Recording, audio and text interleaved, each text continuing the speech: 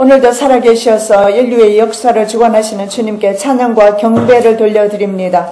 하나님께서 이곳에 반드시 있어서 이 시대를 듣기를 원하는 사랑하는 주의 자녀들을 보내주시사 하나님의 계시의 말씀과 더불어 시대를 함께 살펴볼 수 있는 시간으로 가해주심을 감사합니다. 이제 오늘 첫날입니다. 마치는 시간까지 성령 하나님께서 우리의 발걸음을 주장하시고 이 시간을 주님께서 성령님께서 인도하시고 주장하여 주시어서 바로 전하게 하옵시고 바로 듣게 하옵시고 시대를 분별하게 하옵소서. 그래서 깨어나서 이 마지막 때 주님께서 저희들에게 계시하시는 그 계시 음성을 듣게 하여 주시옵소서.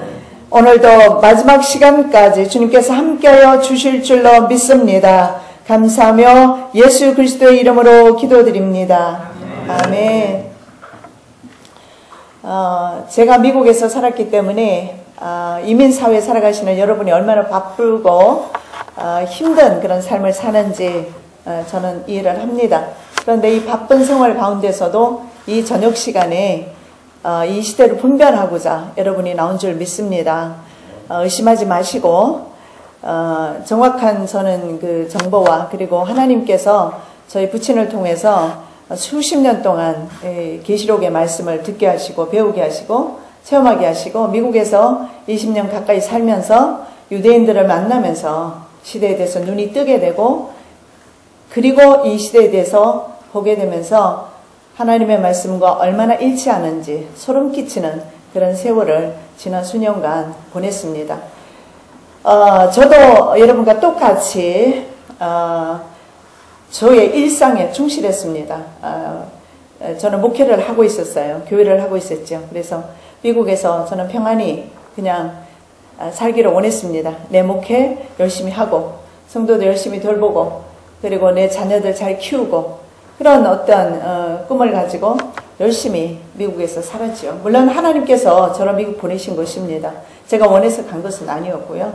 하나님께서 환란의 바람을 타고 미국에 가게 했습니다. 20년 전에 가게 하셔서 미국에서 이제 유대인 랍비를 만나면서 시대에 대해서 알면서 저는 질급하는 줄 알았습니다. 그리고 저는 애써 잊어보려고 했습니다. 그리고 내 삶에 열중하기도 했습니다. 그러나 하나님께서는 계속적으로 나에게 들리게 해주셨고 만나게 해주셨고 체험하게 해주시고 보게 하시고 주님께서는 여러 가지 방법으로 저에게 알리시기를 시작하셨습니다. 그래서 제 속에 있는 바로 그 계시의 아버지로부터 주신 그 계시의 은사가 아버지가 돌아가시면서 이제는 내 차례가 되었다라는 주님의 말씀과 함께 저는 어쩔 수 없이 이제 한국 땅에 가서 책을 출판하고 그리고 한국 땅에 20년 전에 이미 떠났고 아는 사람 한 명 없고 한국 강대상의 소리라는 꿈도 꾸지 못했지만 제가 20년 전에 한국을 떠날 때 마지막 설교가 내가 언젠가는 다시금 이 한국 강대상에 서겠습니다. 왜 그런 말을 했는지는 모르겠어요. 그렇게 선포 아닌 선포를 했는데 그런 이제 주님께서 그 선포를 통해서 이루셨는데 그 선포가 이런 종말의 설교를 시대적인 설교를 시대적인 강의를 제가 할 줄은 몰랐습니다. 그래서 지금 제가 불과 1년 사이에 한국에서나 전 세계를 다니면서 이 복음을 전하는 것은 저에게는 기적입니다. 왜냐하면 저는 별로 이렇게 돌아다니는 성격도 아니고 조용히 앉아서 연구하거나 책 읽거나 조용한 성격이라 이런 것 자체를 별로 좋아하지 않았습니다. 그러다 보니까 자연히 사람들과 그렇게 많은 사귐이 없습니다. 성도들하고도 마땅히 내가 할 일만 할 뿐이지 깊이 사귀질 않죠. 그런 제가 말이죠. 지금은 참으로 많은 교회를 다니며 많은 분들을 알게 되었으며 많은 주의 종들을 만나게 되었으며 이런 것들은 주님께서 이 시대를 전하라고 주님께서 저에게 허락한 시간들이며 주님께서 역사하고 계시는 증거이며 동시에 이 마지막 때를 주님께서 저에게 1분 남았다 말씀하셨어요. 그래서 1분 전이라는 책을 출판하게 되었습니다. 책을 출판한 것도 기적이고 저 같은 사람이 출판해 본 적 없어요. 일기도 잘 안 쓰는 사람이에요. 그런데 책을 출판하는 것도 기적이고 강의를 다니는 것도 기적이고 더더욱 뉴질랜드에 계시는 주님의 사랑하는 여러 성도 여러분들을 만나는 것은 더더욱 기적입니다. 그래서 부디 귓등으로 듣지 마시고 귀담아 들으셔서 시대가 얼만큼 왔는지 여러분 스스로 이제 아마 이것이 계기가 되어서 이미 또 아시는 분도 많이 아시겠지만 계기가 되어서 이 시대를 분별하시기를 예수님의 이름으로 축복합니다. 다니엘서 7장 말씀에 보면 다니엘서 주제가 바로 인류의 역사의 주인은 바로 하나님이시다. 역사의 주인은 하나님이시다 하는 것을 보여주는데, 특히 7장에 보면 네 짐승이 나오죠. 그 네 짐승 중에 세 번째 짐승까지는 다 지나갔어요.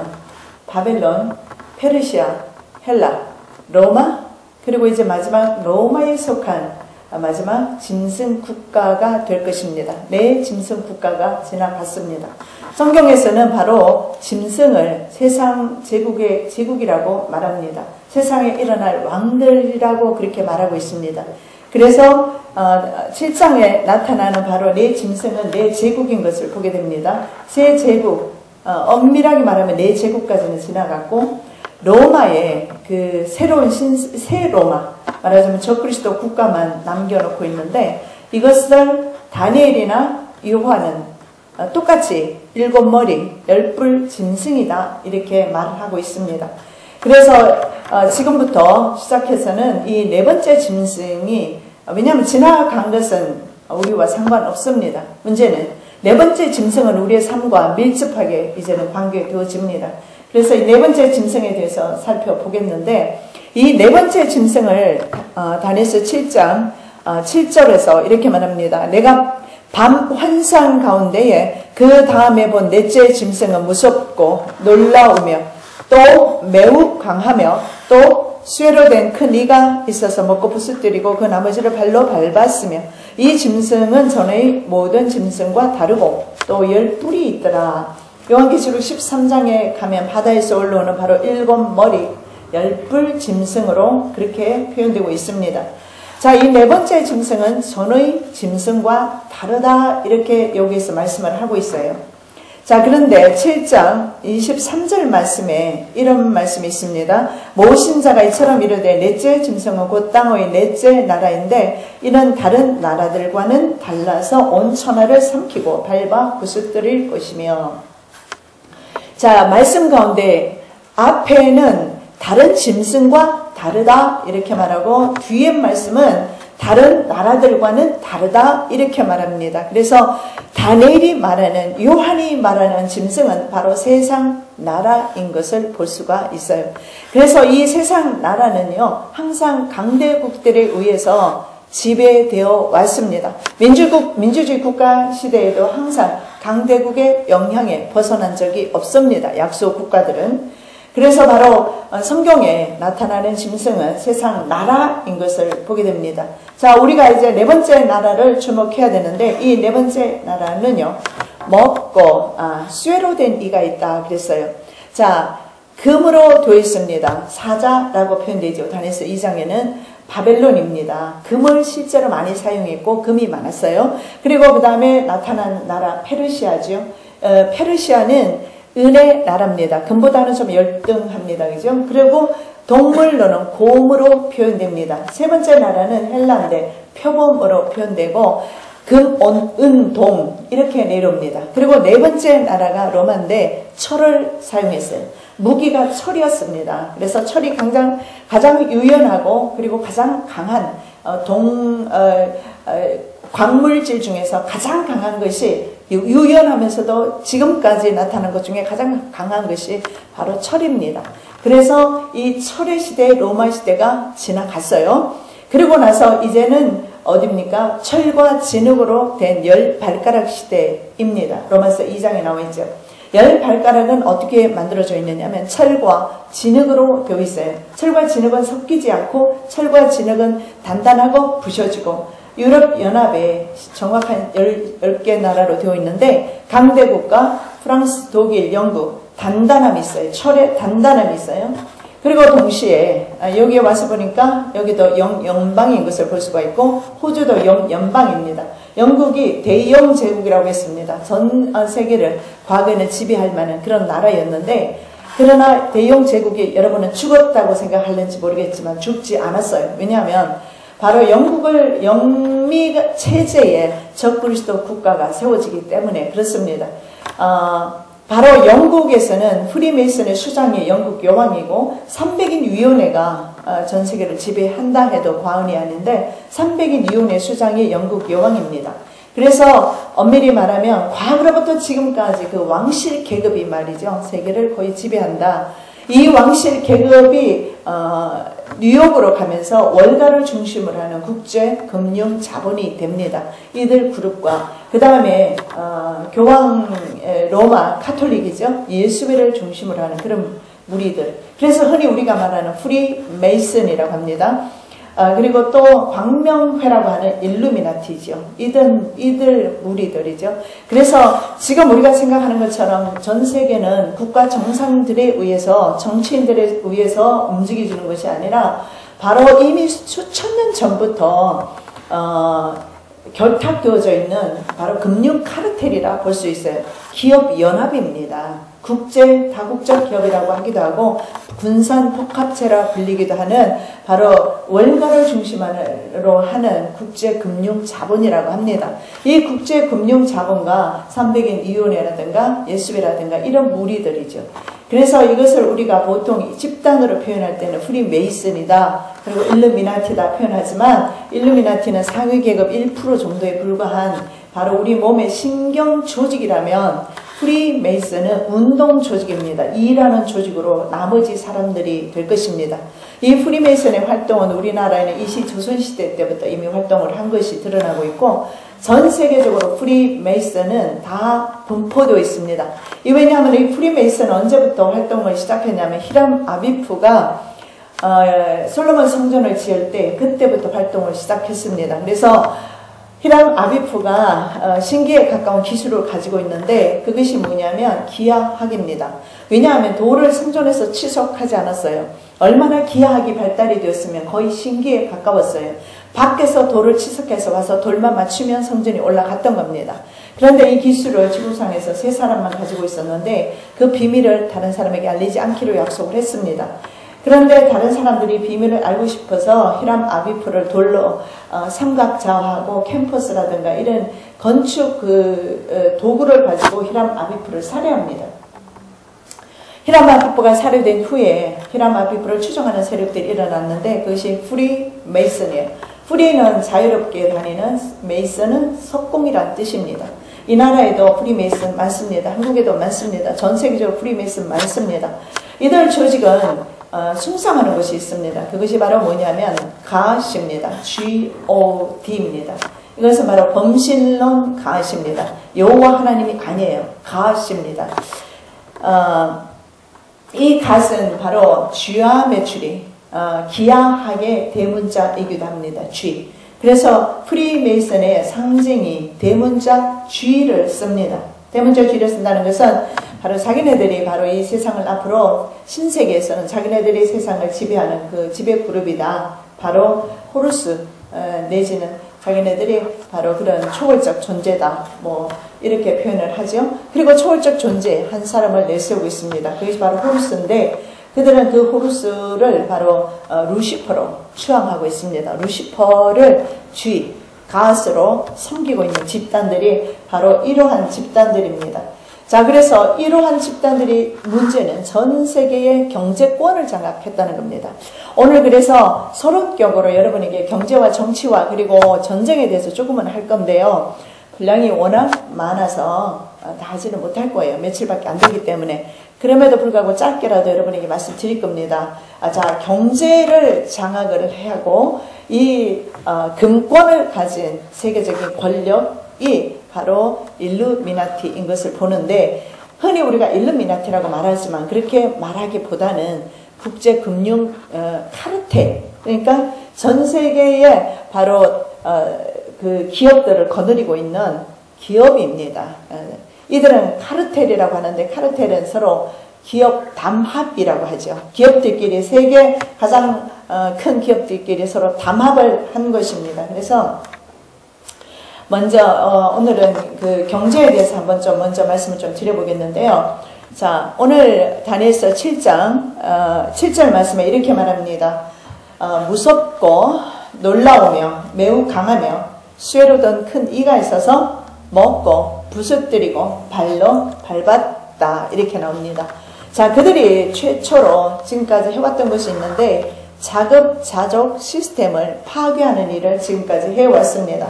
하나님께서 씨 맺는 채소, 씨 맺는 과목, 씨 맺는 열매들을 주셨어요. 이 씨 맺는 것들은 아주 중요한 겁니다. 왜 중요하냐면 우리 생명과 직결되기 때문에 그래요. 씨 맺는 것이 있어야 그 다음에 뿌려서 다시 씨를 맺기 때문에 그것 먹고 살아가는 겁니다. 이것이 바로 인류 역사부터 지금까지 해왔던 바로 농사입니다. 그런데 이들이 그동안 해왔던 것은 먹고 부스뜨리고 빻았다 그랬는데 농사하는 것을 빻아버렸어요. 농사 자급자족 시스템을 빻아버렸단 말이죠. 부셔버렸어요. 그래서 우리 한국 같은 경우에도 거의 67% 정도가 공업화가 이루어졌고 23% 정도가 농사를 짓는데 23% 중에서도 다국적 기업으로부터 씨앗으로부터 비료까지 모든 농기구까지 다국적 기업으로부터 사야 되고 GMO 씨앗을 삽니다. GMO 씨앗은 Suicide Offspring이라고 그래요. 자살 씨앗이라고 합니다. 그래서 1회로 끝나게 돼요. 만일에 2번 하게 되면은요 기형 그런 열매가 맺히거나 아니면 그 다음에는 썩어버립니다. 속에서. 좀 이따 말씀을 드리겠는데, 자, 발로 밟았는데 무엇을 발로 밟았고 무엇을 먹고 무엇을 부서뜨리느냐. 먼저 전 세계 경제계를 발로 밟고 부서뜨렸습니다. 그래서 현재 경제계는 약육 강식이 이루어지는데 성경에서 골리앗과 다윗이 결투를 했습니다. 다윗이 이겼는데 지금은 골리앗이 이기고 있어요. 경제계에서. 왜 그렇습니까? 지금은 주님께서 한때와 반때와 두 때와 한 때와 반 때를 그들에게 주었습니다. 왜 그렇게 주었느냐? 한 때, 두 때, 반 때를 그들에게 준 이유가 있어요. 한 때는 1년, 두 때는 2년, 그리고 반 때는 6개월입니다. 3년 6개월을 그들에게 주었습니다. 왜냐하면 하나님의 엔드 타임이 되었기 때문에 하나님께서 허락하신 바로 하나님의 온 타임이기 때문에 그들에게 권력이 넘어간 겁니다. 쉽게 말씀드리면 모든 경제권이라든가 권력이라든가 모든 것들이 세계 권력자들에게 아주 유리하게 법까지도 다 바꿔놨습니다. 다니엘서 11장 말씀에 보면 때와 법을 바꾼다 이렇게 나와 있고 군대도 심지어는 그의 편에 선다 이렇게 말씀에 나와 있는데 러시아의 특별군대가 이미 비마 제3지역으로 오도록 오바마가 이미 러시아 군대를 요청했습니다. 회담 가운데서. 자, 그래서 약육 강식이 현재 이루어지고 있습니다. 자, 시장 경제, 이 경제에서 약육 강식이 이루어지고 있다는 것은 작은 기업들은 계속 문을 닫을 수밖에 없고 대기업들이 작은 기업들, 특히 각국 나라의 그 자본을 M&A 방식으로 합병을 합니다. 이것을 큰 물고기가 작은 물고기를 잡아먹는 걸 말하는데 일루미나티가 전 세계를 어떻게 지배하는가 그 계획이 일루미나티 카드에 나와 있어요. 일루미나티 카드에 보면 이 M&A로 전 세계 그 기업들을 먹는 그런 큰 물고기가 작은 물고기를 잡아먹는 그런 그림도 있어요. 그래서 어떤 식으로 이런 것들을 이제 잡아먹는지 우리가 한번 보겠는데, 자, 세계 시장을 조장하는 일을 합니다. 그래서 전 세계 경제 구조가요, 전 세계 경제 구조를 조종하는 것은 현재 사탄이 하고 있습니다. 사탄이 그들의 하수인들에게 경제권을 주어서 그 일을 하고 있습니다. 자, 빚의 자가 재생산이 이루어지고 있는데 전 세계 사람들에게 빚의 노예로 만들어 두었습니다. 자, 예를 들어 보면 링컨 시절에는 빚과 돈과 상품이 이분이었어요. 항상 같이 갔습니다. 그래서 빚진 백성이 없었어요. 그런데 상품이 너무 많거나 돈이 적거나, 그래서 돈을 인위적으로 찍어내거나 안 찍어내거나, 찍어내가지고 막 푸는 것을 통화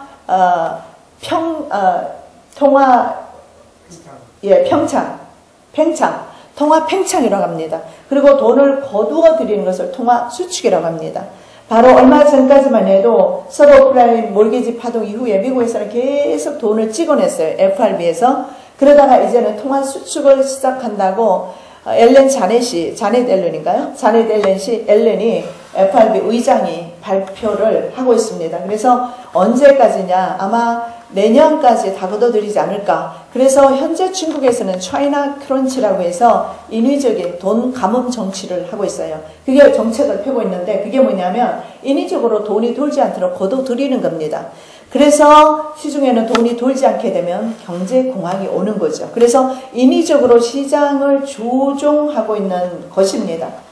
바로 그런 일들을 하고 있습니다. 그렇게 해서 사람들은 돈이 돌지 않으면 빚을 지게 되고 빚을 지게 되면 빚을 낳는 빚의 자가 재생산이 이루어지는 거예요. 그래서 빚에 노예된 전 세계 사람들을 빚 때문에 조종하는 겁니다. 빚이 어떻게 우리를 목숨까지도 위협할 수 있을까? 여러분 상상하기 힘들지만 과거에 말이죠. 돈 때문에 자식을 팔았던 부모들을 생각해 보십시오. 팔려갔던 자식들이 있었어요. 그런 걸 생각하면 우리가 그들의 무엇을 계획하고 있는지 알 수가 있어요. 그래서 저는 할 수 있으면 빚이 있다면 청산하는 것이 좋을 것이다. 그렇게 권합니다만 저들의 계획이 바로 빚의 노예 삼는 겁니다. 이것이 바로 신종 노예 제도입니다.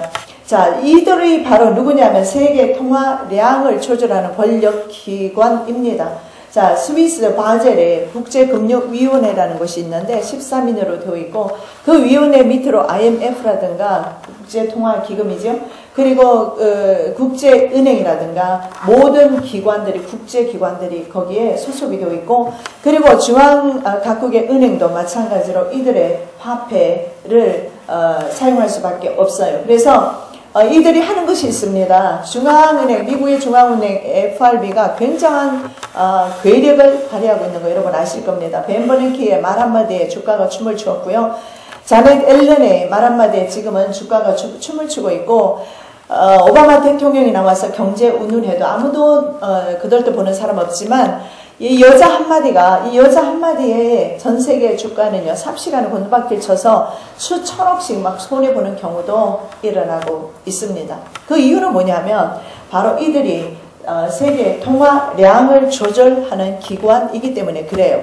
자, 그동안은 국가가, 돈을 찍어내는 그런 일들을 해왔어요, 국가가. 그런데 그 권력이 개인으로 넘어간 겁니다.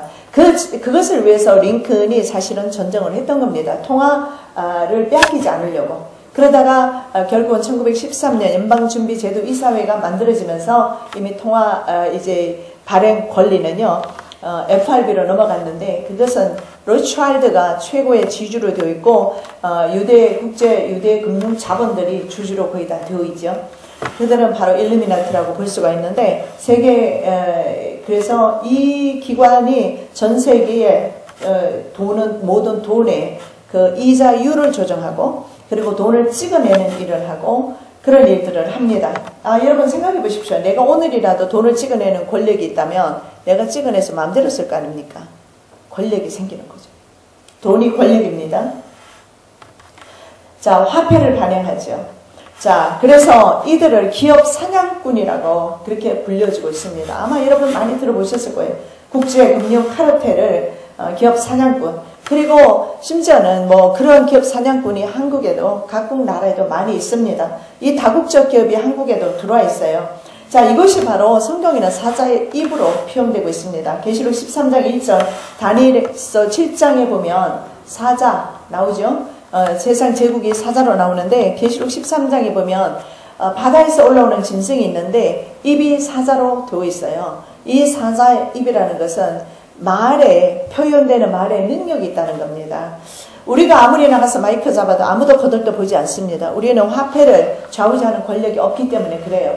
그러나 이들이요, 나가서 FRB라든가 의장이라든가 아니면 국제금융위원회에서 나와서라든가 아니면 IMF 의장이라든가 이런 사람들이 나와서 마이크를 잡았을 때 전 세계는 이제 경제공황으로 갈 수도 있고 안 갈 수도 있고 한 나라가 디폴트로 갈 수 있고 안 갈 수 있고 왜냐하면 모든 나라가 한 나라도 제외 없이 이들에게 다 빚을 지고 있어요. 나라도 빚을 지고 있고 개인도 빚을 지고 있고 은행에 빚지고 있지 않은 사람은 거의 없습니다. 여러분 가운데도 많이 없을 줄 압니다.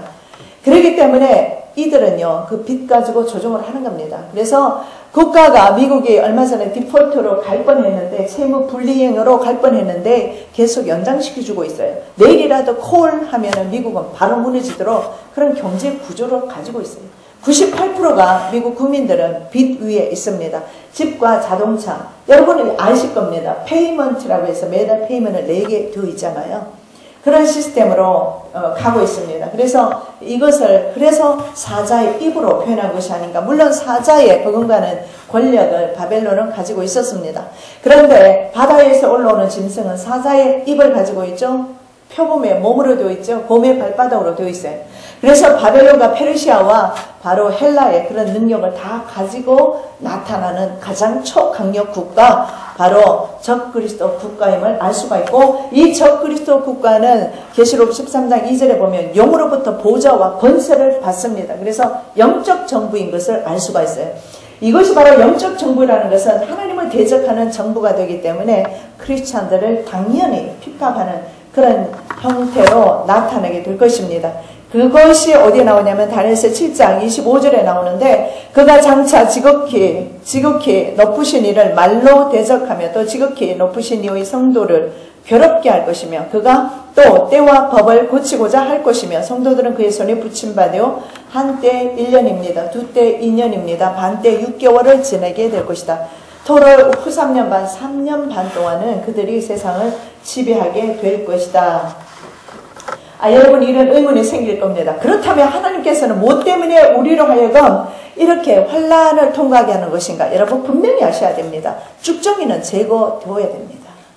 절대로 마지막 때는요, 주님께서는 알곡과 쭉정이를 갈라서 주님께서는 이 바로 환란의 용광로 속에 집어넣어서 하나님의 자녀를 선별하기 위해서 저희들에게 허락하시는 때입니다. 양과 염소를 나누는 때입니다. 하나님이 허락하시는, 그래서 우리들을 주님께서 정결하게 만드셔서 천국 백성 삼기 위해서 우리들에게 주시는 연단의 시간임을 아셔야 합니다. 왜 이런 말씀 하셔도 안 됩니다. 아니, 누구는 뉴질랜드 살고 싶어 삽니까? 어떻게 하다 보니 와서 살지요? 저도 마찬가지로 미국 가려고 했던 건 전 아니에요. 전혀 저는 의사가 없었어요. 근데 어떻게 하다 보니 떠밀려서 미국 갔습니다. 하나님의 섭리와 예정 가운데 있었더라고요. 제가 미국에서 이 시대를 볼 수 있는 안목을 열어주시기 위해서 하나님께서는 오히려 우리 가정에 어려움을 주셔서 오히려 저로 하여금 미국으로 가게 했습니다. 그곳에서 저는 유대인을 만나면서 그들로부터 처음 들었던 이야기가, 이따 시간 되면 틀어드릴게요. 비마 캠프에 대해서 알게 됐습니다. 그리고 시체 처리기, 12만 5천 개가 넘는 시체 처리기가, 특히 제가 살았던 살고 있는 조지아에 가장 많이 있고, 그리고 CDC, 질병예방치료센터가 조지아에 그 본부를 두고 있고, 거기서 각종 말이죠, 바이러스를 연구 개발해서 바로 변종 바이러스를 만들어내는 바로 그 연구소가 조지아에 있고, 그리고 비마 캠프를 누가 관리하느냐? CDC에서 관리하고 있어요. 시체 처리기를 누가 관리하느냐? 미국 질병예방치료센터에서 관리하고 있고, 미국 질병예방치료센터에서 제 딸이 지금 저기 와 있습니다만 병원에서 근무했어요. 그리고 바로 그 EMR 시스템으로 바꾸는 매니지먼트를 하고 했습니다. 그러면서 제가 들은 이야기는 뭐냐면, 미국의 모든 의료기기가 CDC를 통해서 전국으로 나간다. 전 세계로 아마 나갈 겁니다. 이런 그 기관이 말이죠, 시체 처리기를 가지고 있습니다. 제가 그 사실을 듣고부터, 그때부터는 잠을 자도 오직 이 생각뿐입니다. 끝이로구나. 절망이었어요. 그러다가 이제는 주님을 향한 소망으로 나왔습니다. 여러분도 주님을 바라보시기를 예수님의 이름으로 축복합니다. 주님 바라보지 않으면 우리는 절망적입니다. 이 세상에서 우리는 정복당하게 될 것입니다. 먼저 우리 몸이 영혼이 정복당하게 될 겁니다. 그러나 성령으로 여러분이 온전히 준비되어진다면 충분합니다. 싸워 능히 승리할 수 있습니다. 분명히 우리는 승리할 수 있어요. 그러나 준비되지 않는 심령은요, 힘듭니다. 솔직히. 왜냐하면 세차게 바람이 불면 쭉정이는 날아갈 것이기 때문에 그렇습니다. 부디 부탁드립니다. 아무도 쭉정이 되지 마시고 알곡 되셔서 주님 곧 오십니다. 나팔소리 들으시기를 예수님의 이름으로 축복합니다. 자, 기업 사냥꾼이라고 있습니다. 자, 이 기업 사냥꾼들이 국제금융 카르텔이 그동안 뭘 했느냐면 각 나라의 통화 가치를 절하시키는 일을 했습니다. 그리고 각 나라의 자본을 M&A 방식으로 다 가져갔습니다. 이게 어떤 식으로 이루어졌느냐면, 자, 카르텔을 다시 한번 말씀을 드리면 사업자 간의 상품, 용역, 가격이나 생산 수량이나 거래 조건, 거래 대상, 판매 대상, 판매 지역 이런 것을 바로 제한합니다. 자기 대기업들끼리 뭉쳐서 제한을 해버려요. 그러다 보니까 작은 소상인들이 죽을 수밖에 없는, 그래서 시장을 독점하는 그런 시스템이 바로 금융 카르텔인데, 토마스 제퍼슨이 이런 말을 했습니다. 금융기관은 군대보다 더 위험하다.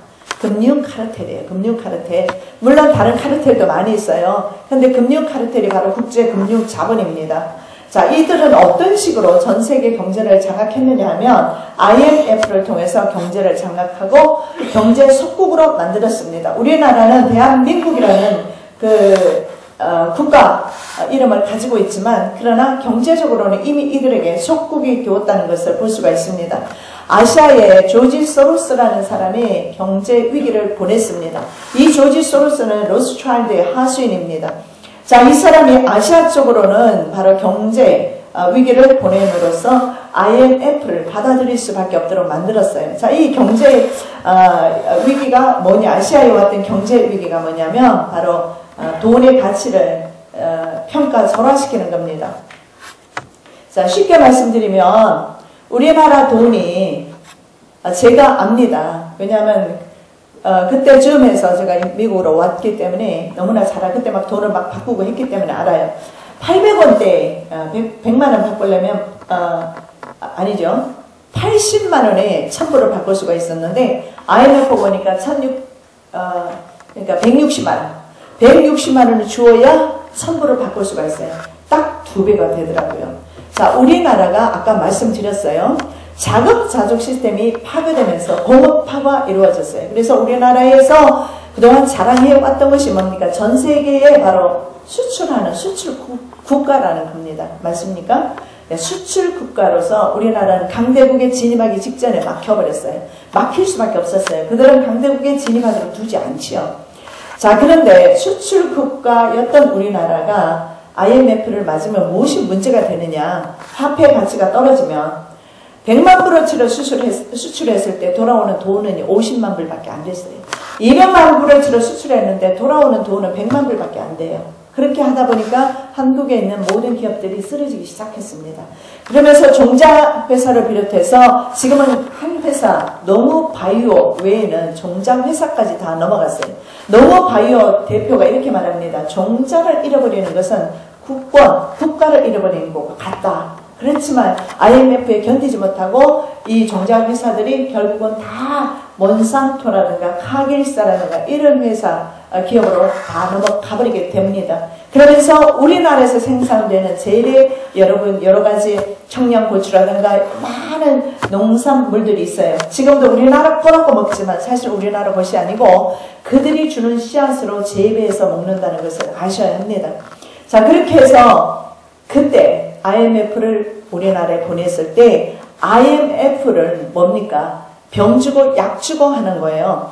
먼저 우리 아시아 쪽에 화폐 가치를 평가 전락시켜 버렸어요. 누가? 바로 국제금융 카르텔이, 국제금융위원회가 그 일을 했습니다. 그래서 우리나라 돈이 있잖아, 외국 환율을 비교해 봤을 때 우리나라 돈은 어떻게 돼요? 옛날보다는 2배를 줘야 이제는 뭘 합니까? 무역을 할 수가 있는 거예요. 그러다 보니까 우리나라 기업들이 어떻게 됩니까? 뻥뻥 넘어지기 시작하면서 국제 다국적 기업은 우리나라 기업을 거의 공짜로 먹다시피 다 집어삼켜버리게 됩니다. 그러면서 더 나가서 국가의 국영 기업들을 민영화시키라고 합니다. 자, 그래서 이들은 아시아에 요구했던 것이 있습니다. 여러분 신문에서 많이 보았을 겁니다. 바로 거시경제개혁에 참여시켰어요. 이 거시경제개혁은 뭐냐면 멀리 내다보고 직원을 감소하고 임금을 감소시켜라. 이 말인즉슨 뭐냐면 직원 감소, 임금 감소, 더 살기 어려워진다는 겁니다. 국민들이 더 피폐해지는 거예요. 그래서 수많은 기업과 특히 국영기업에서 직원들을 당시 어떻게 했습니까? 파이어 시켰어요. 해고했죠. 그것이 바로 이 거시 경제 개혁에 참여시키기 위해서 이것이 바로 구조 조정이라는 겁니다. 자, 구조 조정을 받지 않으면 우리가 IMF가 말하기를 국제통화기금이 우리가 돈을 빌려주지 않겠다. 그러니까 보십시오. 통화 가치를 절감시켜 놓고 그 다음에는 또 돈을 빌려주겠다. 안 빌려주면 어떻게 돼요? 이미 그때 우리나라는 나라가 없어졌을 겁니다. 우리나라는 그래서 나라 이름을 유지하고 국민들도 그대로 있지만 기업의 이제 주주들은 다 외국인으로 거의 다 넘어갔을 겁니다. 여러분 확인해 보시기 바랍니다. 자, 그래서 기업의 직원과 임금을 감수하고 노동법을 개정했습니다. 그러면서 부실 기업은 정리해라. 그래서 작은 것들 전부 다 정리를 시키면서 이제 하나로 종속시키는 체제로 갔는데 이것이 국제 다국적 기업이면서 바로 이 금융 카르텔입니다. 국제 금융 자본이죠. 국제 금융 자본에 거의 다 소속되는. 그래서 제가 의사로부터 제가 이메일을 받았는데 그분이 그런 말을 했어요. 이미 한국에 있는 대형 병원들도 국제금융 자본 일루미나티가 다 석권하고 있다. 그렇게 말하는 것을 봤습니다. 재화가치를 떨어뜨리면서 국가의 힘이 약화되는 겁니다. 이렇게 되면 보십시오. 여러분 경제가 이 돈이 그렇잖아요. 돈 없이 살아가는 인간이 봤습니까? 없어요. 돈이 없으면 비행기도 못하고 먹지도 못하고 입지도 못하고 주거 활동할 수 없고 어떤 경제활동 할 수 없어요. 돈 없으면 우리는 아무것도 할 수가 없어요. 인간은 처음부터 물물교환부터 시작해서 뭔가 서로 나누면서 살아왔기 때문에 이 매매라는 것은 굉장히 중요한 겁니다. 돈을 중심으로 하는 매매. 그런데 사실은 이 매매하는 것을 저들이 잡고 있어요. 그래서 앞으로는 이 매매를 못하게 하는 것이 바로 RFID 생체 칩을 몸속에 넣어서 이거 안 받으면 매매 못하게 하겠다. 이렇게 저들이 계획을 하고 있는 것입니다. 자, 그리고 자유무역 협정이라는 것을 맺었습니다. 이 자유무역이라는 것이 뭐냐면 여러분 지멋대로 하겠다 이런 뜻입니다. 자, 285개 우리나라 수입 제한 품목이 있었는데 철폐되었습니다. 왜냐하면 강대 국가의 압력으로 철폐할 수밖에 없었어요. 자, 그렇게 되면서 우리나라의 쌀이 얼마나 맛이 있습니까? 그쵸? 외국의 알랑미 같은 거 여러분 드시고 보셨어요? 외국에서는 알랑미가 나오는데 그 알랑미를 먹어보면은 밥이 그냥 풀풀 날아가요. 얼마나 맛이 없는지 몰라요. 미국인들은 그걸 맛있다고 먹지만 우리는 그보다 훨씬 찰지고 맛이 있죠. 그죠? 그런데 우리나라의 농사법으로는 다국적 기업이 방미담회로 오는 것을 막을 제한이 없는 겁니다. 제한이 없는 겁니다. 그래서 우리나라의 농사는 계속 망할 수밖에 없고 기울을 줄 수밖에 없는 형태로 가고 있습니다. 자, 이 자유무역 협정이 뭐냐면 주권 국가의 권리를 제한하는 바로 초헌법적인 기능이 가지고 있어요. 자, 어떤 기능이 있느냐면요. ISD 조항이라는 게 있고 그 다음에 서비스 비설립권이라는 게 있어요. 이 ISD 조항은 뭐냐 하면 자, 국제법에 국제기업이 말이죠. 한국에 와서 사업을 하는데 한국의 법 때문에 장사하는데 손해가 좀 났다. 문제가 됐다. 그럼 국제법에 소송을 하면 이 ISD 조항에 의해서 한국 법은요. 한국은요. 손해배상을 해야 됩니다. 천문학적 손해배상을 해야 돼요. 그래서 이 ISD 조항이라는 것은 다국적 기업이 마음대로 와서 남의 집에 와서 해집고 장사를 합니다. 박리담회로 들어가면 당연히 사람들이 그거 사게 되지. 옆에 훨씬 더 비싸게 팠는데 누가 그거 사겠습니까? 누구든지 싼 집으로 갑니다. 그래요 안 그래요? 내 돈이 아까운데요. 그래서 이 ISD 조항은요. 법과 정책이 방해되면 국제법정에 제소당하는 겁니다. 그래서 우리 한미 자유협정 맺었죠? 그 다음에 한중 자유협정 맺죠? 외국 많은 나라들과 자유협정 맺어요. 맺고 싶어 맺은 것이 아니에요. 이것을 맺으면 그들이 뭡니까? 우리나라에 와서 자유롭게 무역하겠다. 건들지 말라는 거예요. 그렇게 하면서 저들은 계속해서 돈을 벌어가는데 우리나라에서 많은 자녀들이요. 요즘은 이런 인스턴트 식품들을 많이 먹습니다. 뭐 햄버거라든지 아니면은 도너츠라든가 아니면 미국에 많은 것들이 다 들어가 있더라고요. 햄버거 종류 다 들어가 있지, 커피 다 들어가 있죠. 그리고 던킨 도너츠라든가 그다음 베스킨 라빈스라든가 아이스크림집이라든가 이런 것들이요. 다 다국적 기업이거든요. 또 우리나라는 사람들은 그걸 모르고 다 팔아주는데 그걸 팔아줌으로 인해서 그 수익이 어디로 가느냐면 외국으로 다 나가는 겁니다. 그러다 보니까 우리나라 사람들을 한번 보십시오. 옛날보다 더 많이 일하고 더 늦게, 더 많이 일합니다. 더 일찍 일어나고 더 늦게 잡니다. 그렇게 뼈 빠지게 일해도 주머니 속으로 들어가는 돈은 없고 왜 맨날 빚은 지는 겁니까? 돈이 딴 데로 흘러가기 때문에 그래요. 그래서 구조적으로 이미 이런 구조 가운데 있습니다. 그래서 이 돈이 한국에 머물러 있다면 그것이 유익하게 되겠지만 한국에 머물러 있지는 않는 겁니다. 이렇게 해서 바로 이런 돈들이 외국으로 다 나갑니다. 국제 다국적 기업의 주머니로 들어가는데 이렇게 되면서 점점 더 국민들은 살기 힘들어지는데 그래도 우리나라는 괜찮은 거예요. 다른 나라들 한번 보십시오. 아르헨티나라든 브라질이라든가 이런 나라들 한번 보십시오. 옛날에는 그들이 너무 국가였고 잘 살았고 그럭저럭 배불르게 먹고 살았는데 이런 그 국제금융가들과 정치인들의 블랙딜이 이루어졌어요. 그래서 블랙딜이라는 다큐멘터리를 저는 본 적이 있는데 거기에 보면은 이 블랙딜로 말미암아 어떤 한 가지 예를 들면 이거는 일본도 마찬가지예요. 예를 들어서 철도를 민영화시키는 겁니다. 그럼 민영화가 되는 철도 중에서도 아주 사람들이 많이 타는 구간 있지 않습니까? 그 구간은 국제기업이 가져가는 거예요. 그리고 사람들이 많이 타지 않는 기업은요, 작은 기업들이 가지고 있다가 나중에 결국은 운영을 못해서 넘겨줄 수밖에 없는 실정. 그러다 보니까 아르헨티나 이런 곳에 보면 블랙딜이 이루어지면서 어떤 현상이 나타나느냐면 얼마나 전동차가 노후되었는데도 교체를 안 해주는 거예요. 그래서 전동차 사고 일어나요. 우리나라 헬리콥터 많이 수입을 하는데 노후된 헬리콥터 많이 수입해요. 그렇게 해서 떨어지는 겁니다. 광주에서도 얼마 전에 떨어졌어요. 저는 위험이 떨어진다고 보지 않아요. 왜냐하면 바로 이 국제금융기업에서 우리나라가 있잖아요. 무기를 수입하도록 압력을 받고 있습니다. 군산복합체로부터. 군산복합체는 뭐냐면 군대와 함께 산업체가 가는 것을 말해요. 그래서 군대가 가서 무기를 팔아먹고 돈 버는 그런 기업들입니다. 그런데 이 기업들이 우리나라에도 무기를 팝니다. 그래서 우리나라에서 특히 많이 무기를 판 곳이 바로 이스라엘인데 이스라엘에서 그런 무기를 팔죠. 그래서 정말 미국의 양심가라는 노암 촘스키는 그렇게 말합니다. 더 이상 세계 여러 나라와 한국은 이스라엘로부터 무기를 더 이상 사주지 말아야 한다. 그 무기를 팔아서 그 무기 판 돈을 가지고 가자지구에 정밀무기를 사용하지 않느냐. 이 정밀무기가 사용되었을 때 가자지구에는요. 갑자기 정밀무기가 어떤 무기가 날아오면 백린탄이라는 게 있는데 날아오면 갑자기 온몸이 타서 그냥 타버립니다. 온몸이.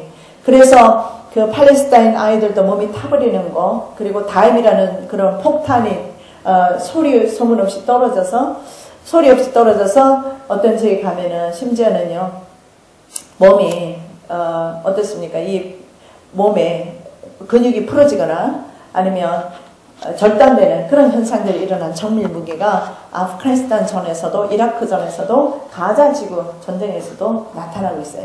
이것이 국가에서 한다는 측면보다는 바로 이런 검은 세력들이 이런 일들을 하고 있는 거예요. 그래서 이런 무기들, 이런 것들을 이런 식으로 이렇게 생산을 합니다. 이런 생산을 해서 이 생산한 것들을 자국에 두는 것이 아니라 외국에 파는데 힘이 없으니까 받아들일 수밖에 없습니다. 그래서 블랙딜이 이루어진 나라에 그래서 우리나라에도 지금 철도 민영화 시끄럽죠, 그죠? 자, 이런 그 상황에서 이루어지는 것입니다. 그러다 보니까 국가가 힘이 없으니까 그들의 요구를 들어줄 수밖에 없습니다.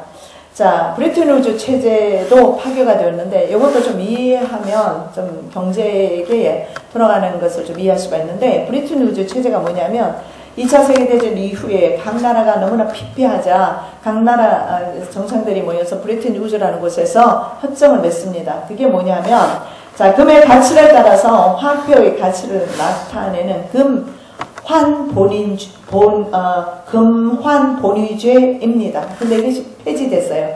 금환본위제가 뭐냐 하면 금 한 온스에 미국 35달러를 매칭시키는 거예요. 자, 그러면 금은 빠지고 미국 달러가 키 커런시라고 합니다. 중심 화폐가 되면서 각국 나라의 돈의 가치가 매겨지는 겁니다. 자, 이것이 브레튼 우즈 체제입니다. 자, 그렇다면 이제 금환본위제가 없어진다는 것은 기축통화가 없어졌다는 의미가 되거든요. 자, 미국의 달러가 더 이상 그 힘을 상실해버렸습니다. 왜냐하면 바로 폭력적이고 그리고 그래서 노암 촘스키가 그랬나요? 로그 스테이트라는 그런 책을 썼어요. 노암 촘스키 맞을 겁니다. 지금 잘 기억이 나지 않는데 로그 스테이트라는 그 책이 있어요. 그 불량 국가라는 것이거든요. 미국 국민이 쓴 거잖아요. 브리진스키인 것 같기도 하고 잘 모르겠어요. 어쨌든 썼습니다. 근데 불량 국가, 깡패 국가 이런 뜻입니다. 미국 국민이 미국을 깡패 국가다. 그래서 미국은 더 이상 기축통화의 역할을 감당을 하지 못하게 됩니다. 그렇게 해서 더 이상 산유국들이 미국 달러로 결제를 안 해요. 옛날에는 다 그렇게 미국 달러로 했습니다. 그러다 보니까 기축통화의 역할이 상실이 되면서 어떤 일이 일어나느냐면 기축통화가 없어지니까 각 나라의 화폐 가치가 저절로 매겨지는 겁니다. 왜냐하면 브레튼 우즈 체제 자체가 뭐냐면 0.1% 선에서 가격이 맺어지게 되어 있었어요. 미국 달러를 중심으로 해서. 그런데 이게 중심되는 키커런시가 없어지니까 전 세계는 이제 누군가 돈의 가치가 매겨지는 대로 돈의 가치가 매겨지는 거예요. 그래서 자급자족 시스템만 가지고 자기 나라에서 수출하는 거 수입 안 하고만 살아갈 수 있는 나라만 있다면 상관은 없어요. 거기에서 농사짓고 해먹고 살아간다면 문제가 없을 것이나 아이러니하게도 말이죠. 전 세계는 서로 무역으로 서로 장벽이 허물어진 지가 옛날입니다. 그러다 보니까 수출 수입 하지 않고는 사는 나라가 한 나라도 없어요. 예를 들어 볼게요. 이란에서 말이죠. 핵무기를 만들어야 됩니다. 왜 그러냐면 미국이 이스라엘 핵무기가 200개나 있는데 이쪽에는 핵무기가 없어요. 그럼 이란 이스라엘을 싸웠을 때는 100번 패배하게 되어 있어요. 그래서 자국의 이제는 자국을 위해서 반드시 필요한 것이 핵무기인데 포기할 수밖에 없었어요. 왜냐하면 유럽에서 경제 봉쇄를 했기 때문에. 먹는 것이 이렇게 중요한 것입니다. 여러분, 우리가 생각할 때 오늘도 우리가 안전하고 오늘도 편안하고 오늘도 우리가 밥 먹고 있으니까 내일도 편안하리라고 생각하지만 성경이 분명히 말합니다. 그날이 덫과 같이 올 것이다. 이렇게 말씀을 하세요. 그래서 그날은 우리가 점진적으로 오는 것이 아니라 하루아침에 전쟁과 경제공황 이런 것들, 기근, 그 다음에 여러 가지 죽음 이런 것들이 한꺼번에 나타나게 될 겁니다. 그래서 지금이야말로 우리가 깨어날 때인 것을 봅니다. 저도 마찬가지로 여러분처럼 내 사는 일에 바빠서 내 목회 일에 바빠서 열중했던 사람이고 경제가 어떻게 되든지 법이 어떻게 되든지 신경 쓰지 않았는데요. 그러는 사이에 모든 법은 국가금융기업이 유리한 방향으로 다 제정이 되어버렸고 그리고 모든 그 경제권은 이미 그들에게로 넘어가 있는 상태임을 알 수가 있습니다. 그리고 그동안 그들이 했던 것이 있는데 가트와 해제 규제라는 겁니다. 가트 많이 들어보셨을 거예요. 이것도 뭐냐 하면은요. 자유무역과 시장경제. 이 가트 규제 완화 이게 뭐냐면 사실은요. 이 독점을 하지 말도록 시장을 묶어놓은 것이 있습니다. 이것이 바로 가트지요. 그리고 규제 완화는 이것을 풀어버리는 겁니다. 그래서 자유무역, 시장경제 두 가지를 우리가 볼 수 있는데 자유무역이 뭐냐면 누구든지 어떤 나라이든지 누가 어떤 나라에 무엇을 팔든지 자유하다. 각국 국경 관계없이 장사하는 것을 말합니다. 그래서 국경이 없어진 지 오래입니다. 그래서 강대국가가 원하면 ISD 조항에 근거해서 아무 나라에 가서 무엇이든지 팔 수가 있어요. 그래서 중국과 아편전쟁 영국해서 영국이 이겨서 홍콩을 양도받았다가 100년 만에 돌려줬습니다. 그 이유는 뭐냐면 중국에서 사람들로 하여금요. 많은 사람들에게 아편을 주어서 국민이 병들어가니까 청나라가 금지시켰거든요. 그러자 아편전쟁을 일으켰어요. 중국과 영국이. 그래서 영국이 이겼습니다. 어쩔 수 없이 아편은 마음대로 수입이 되어서 중국의 아편이 널리 퍼지게 된 것입니다. 뿐만 아니라 전 세계의 아편 장사로 버는 돈이 엄청난 숫자입니다. 그래서 수많은 사람들이 아편으로 고생하고 고통받는데 이것도 사실은 그들의 바로 이 자유무역을 통해서 전 세계로 뻗어져 나간 것을 볼 수가 있고 시장 경제는 뭐냐면 시장이 저절로 흘러가도록 만드는 겁니다. 그래서 규제가 없어요. 규제가 있어야 돼. 예를 들어보겠습니다. 그러면 이게 좀 쉬워요. 자, 링 위에서 싸우는데 헤비급하고 제일 가벼운 게 뭐죠? 라이트급이에요. 프라이급? 예. 자, 예를 들어 라이트급이나 아니면 프라이급이나 헤비급이 규제가 없이 링 안에서 싸우고 있는 건 어떻게 되겠어요? 맞아 죽어요. 똑같은 일이죠. 그래서 지금 바로 전 세계 경제계가 이런 일이 일어나고 있어요. 그래서 이 경제를 카지노 도박 경제라고 합니다. 여러분 경제가 조금 이해가 돼요? 여러분 경제 관심 없죠, 그죠? 관심 없었죠, 그죠? 저도 진짜 관심 없었어요. 내가 왜 경제합니까? 그런데요, 주님께서 시대를 분별하라고 저에게 경제 전 단어 하나도 몰랐어요. 근데 책을 읽으면서 신문을 보면서 뉴스를 들으면서 눈여겨보면서 귀담아 들으면서 알게 됐습니다. 여러분 경제 알아야 돼요. 왜냐하면 생명이 걸려있거든요. 우리의 생명. 너무 복잡하니까 많이 하진 않겠습니다. 그 다음에 넘어가고요. 자, 유전자 변이 식품 있죠. GMO. 여러분 많이 아실 겁니다. 자, 씨 맺는 채소와 열매 그리고 나무 인류에게 주신 축복입니다. 해마다 뿌리기만 하면 땅만 잘 이렇게 거름을 주고 땅만 잘 갈구어주면 걷어주면 계속해서 생산을 합니다. 그래서 이것은 하나님의 축복이지요. 놀라운 우리 인간에게 주신 인류의 축복입니다. 이것을 사탄은 이들로 하여금 뺏어가도록 만들었어요. 그래서 온 지구상에 가보면 여러분 뉴질랜드 사니까 지금 이렇게 좋은 공기 산소 마시면서 행복하시죠? 나 미국 살 때 참으로 행복했답니다. 그리고 한국에서 살려니까 처음에요. 이 답답한 공기, 아스팔트 막 이런 것 때문에 숨이 막혀 막 못 살겠어요. 나 아버지 나 못 살아요. 나 죽겠어요. 난리를 쳤어요. 그러니까 하나님께서 나를 아주 밑으로 광주로 보내놨어요. 지금 광주에 있는데 광주는 그래도 좀 낫기는 하지만 전부 아스팔트예요. 생각해 보십시오. 우리 인간은 흙으로부터 왔고 흙으로 돌아가는 인간입니다. 그런데 그 인간의 시멘트를 다 씌워놨어요. 숨을 쉴 수가 없는 거예요. 그래서 전 세계 보면 이 시멘트를 발라놨기 때문에 기후가 온도가 올라가는 것도 아마 그 이유가 엄청나게 클 겁니다. 시골에 가보면은요. 시골 가면 시골에는요. 제가 강의 때문에 시골에도 좀 자주 갔거든요. 무슨 수련장에도 가보고 또 기도원에도 가보고 하면 여름에도 선풍기만 돌려도 선선해요. 근데 도예지는 에어컨 안 틀면 절대 하루를 견딜 수가 없어요. 차이가 뭡니까? 차와 바로 시멘트 이런 것들이잖아요. 하나님께서 우리에게 주신 이 땅의 선물은 놀라운 것인데 과학 문화가 이것을 파괴해버렸습니다. 그래서 하나님께서 바로 씨 맺는 채소와 열매 주시고 하나님이 말씀하셨어요. 보시기에 참 좋았더라. 그런데 이제는 이 땅이 보시기에 주님이 좋지 않으세요. 그래서 주님께서 오시려고 하는 겁니다. 이제 이해되시죠? 우리 하나님께서 바로 이 땅을 회복시켜야 되겠다고 생각하시는 겁니다. 회복되어야 합니다. 더 이상 계속하다가는 인류가 여기서는 생존할 수가 없기 때문에 회복시키러 오시는 겁니다.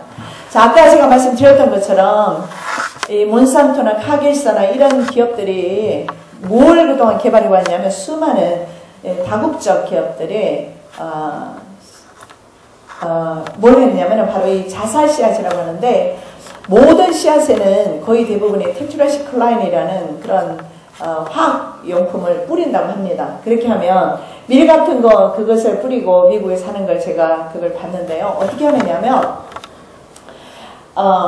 밀 농사 지역에 비행기가 지나가면서 비료를 싹 뿌립니다. 희한한 것은 뭐냐면 옆에 있는 풀은 다 죽는데 희한하게 밀은 안 죽어요. 씨앗은 안 죽어요. 왜 그렇겠습니까? 이미 출하되기 전에 이런 화학물질을 뿌려둠으로써 내성을 길러놨어요. 그래서 우리가 먹고 마시는 모든 것에는 독성이 들어있어요. 그래서 우리가 알지 못하는 수많은 질병들이 지금 나타나고 있는 겁니다. 희한한. 여러분 요즘 영상에 많이 떠돌고 있습니다. 일본에 말이죠.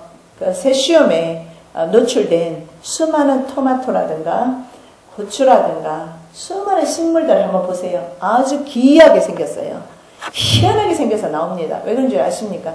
이런 그 화학물질에 노출이 되었기 때문에 그런 현상이 나타나는 거예요. 그래서 이런 것을 해서 출하를 해서 그런 것을 거의 우리는 100% 먹고 있어요.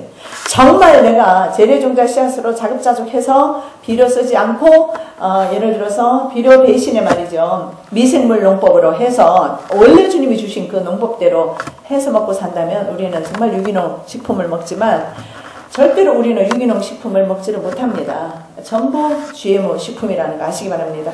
내가 씨앗을 가서 뿌렸는데요. 그래도 마찬가지예요. 자, 그래서 우리의 희망은, 소망은 재래종자뿐인 것을 알 수가 있습니다. 재래종자 씨앗을 가지고 계셨다가 뿌려서 드시는 것도 건강에 상당히 좋을 것 같습니다. 자, 말라기 2장 3절에 보니까 보라 내가 너희의 종자를 견책할 것이요 이렇게 나와 있는데, 이런 말씀이 영어에 보니까 이렇게 말하면 너희 종자 씨드로 나와 있어요. 씨앗입니다. 견책하다, corrupt, 썩게 할 것이다 이 말이에요. 이 그리스도인들이 생명을 잃어버렸기 때문에, 교회가 바로 하나님의 말씀의 생명을 잃어버렸기 때문에 주님께서 우리의 종자를 견책하시는 겁니다. 우리 회개하셔야 돼요. 정말로 눈물로 회개해야 합니다. 습관적으로 예수 믿은 거, 하나님을 내 신앙에 가두어두고 하나님을 판단하고 내 마음대로 믿은 거, 그걸 나마니즘이라고 그러더라고요. 나마니즘 신앙 버리셔야 합니다. 저 있잖아요. 저도 그렇게 살았어요. 내 목회 그 중심밖에 몰랐어요. 다른 사람 관심 없었어요. 그런데 하나님께서 저의 펜스를 헐어버렸어요. 제가 쳐놓은 담을 하나님께서 억지로 헐어버렸어요. 아팠어요. 힘들었어요. 근데 사실은요, 다 잃고 나니까, 버리고 나니까 이제 주님과 시대가 보이기 시작했어요.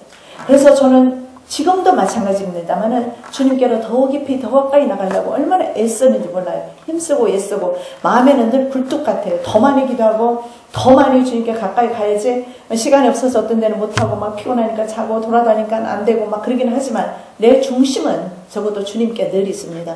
주님 어떻게든 내 생명 얻기를 원합니다. 오죽하면 우리 딸 자꾸 자기 말 하지 말라고 하는데 미안해.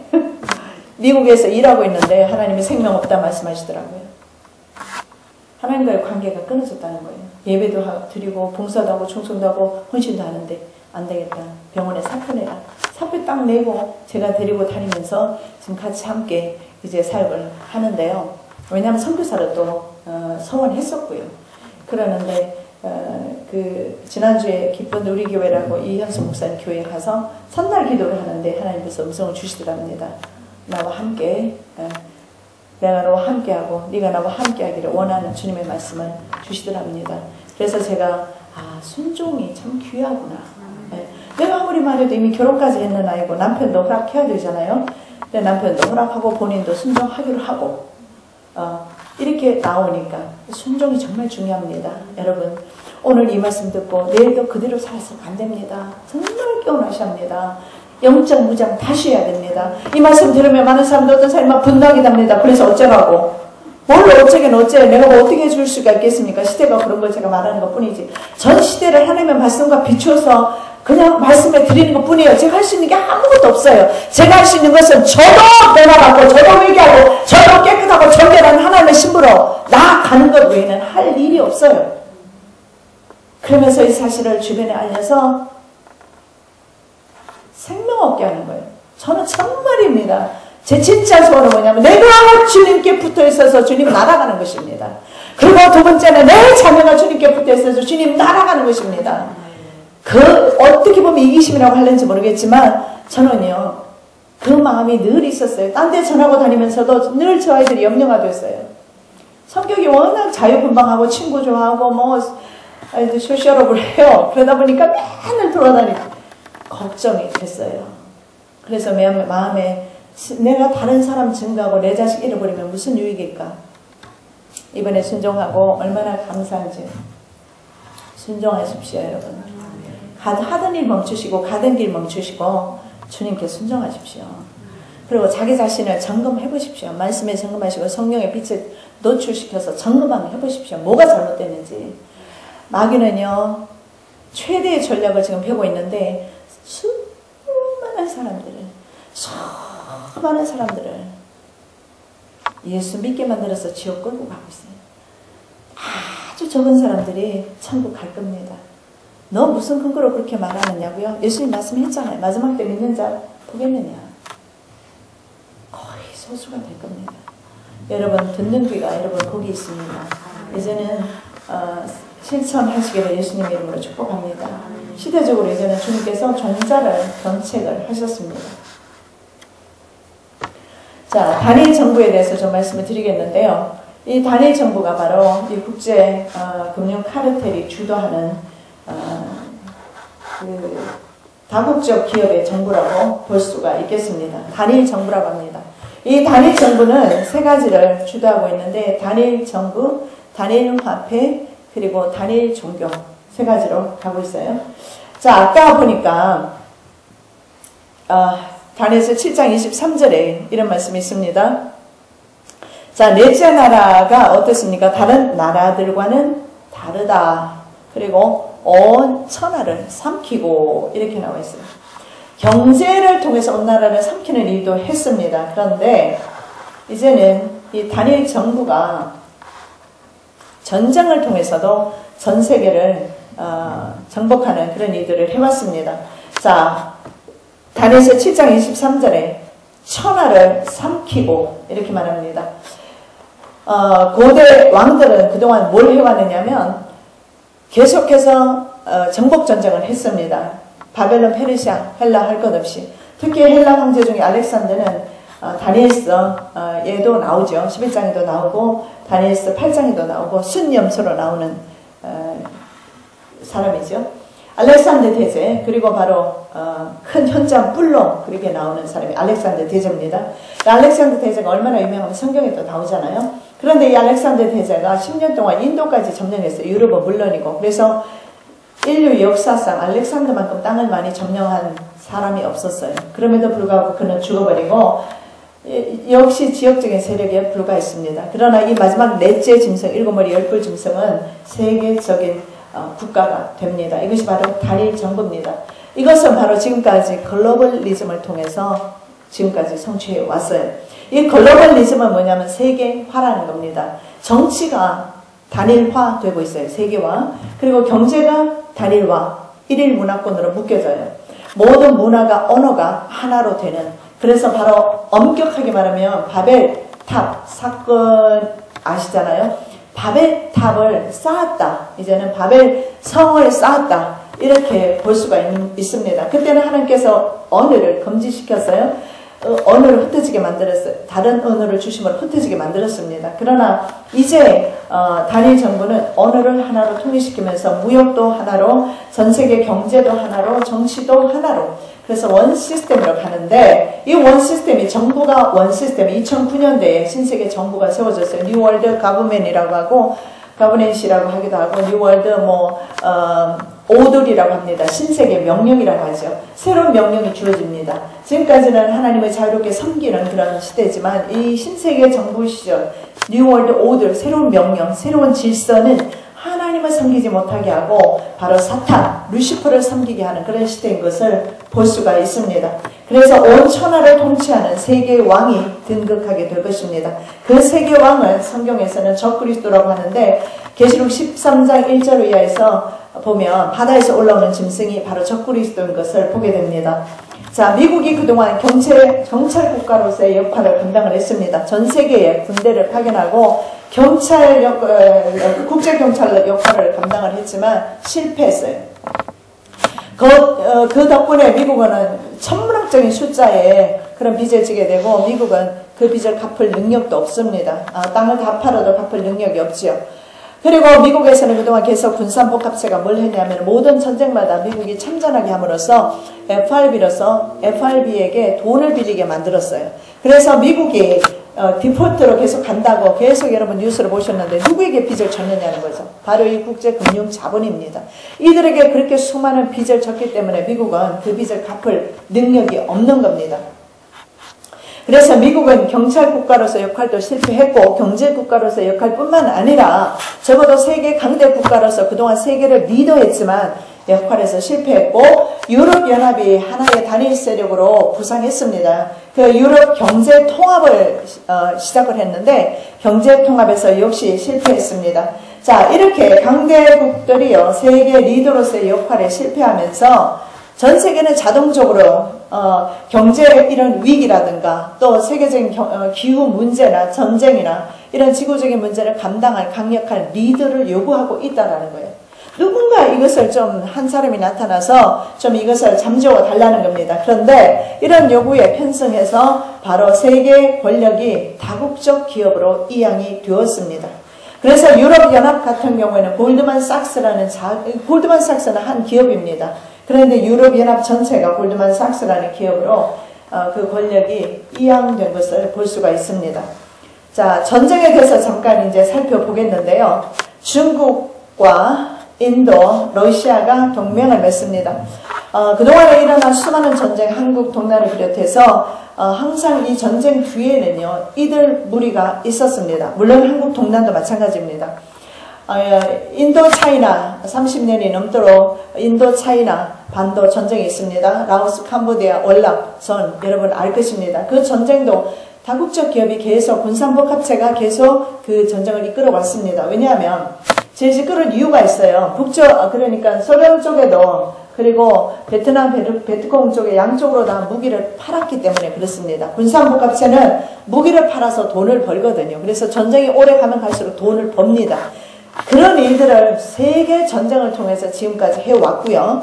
그리고 지금도 마찬가지로 뉴스를 보시면 시리아 반군들에게 미제 무기가 사용되고 있는 것을 보게 되고, 미국 무기가 전 세계 폭동이 일어나는 수많은 반군과 정부군에게 그 무기가 동시에 가 있는 것을 보게 됩니다. 그 이유는 뭐냐면 바로 미국 정부가 주었다라기보다는 이런 군산복합체가 이런 무기를 지원해서 그렇게 해서 지금 전 세계에서 전쟁과 폭동이 일어나고 있는데, 이것은 바로 예수님께서 마태복음 24장, 누가복음 21장, 마가복음 14장인가요? 마지막 때에 대해서 말씀을 하시는데, 그때 주님께서 말씀하시는 내용들이 마지막 때에 대해서 말씀하시는 내용이 있는데, 그 중에 어떤 내용이 있느냐면 처처의 전쟁과 기근의 소문을 듣게 될 것이다.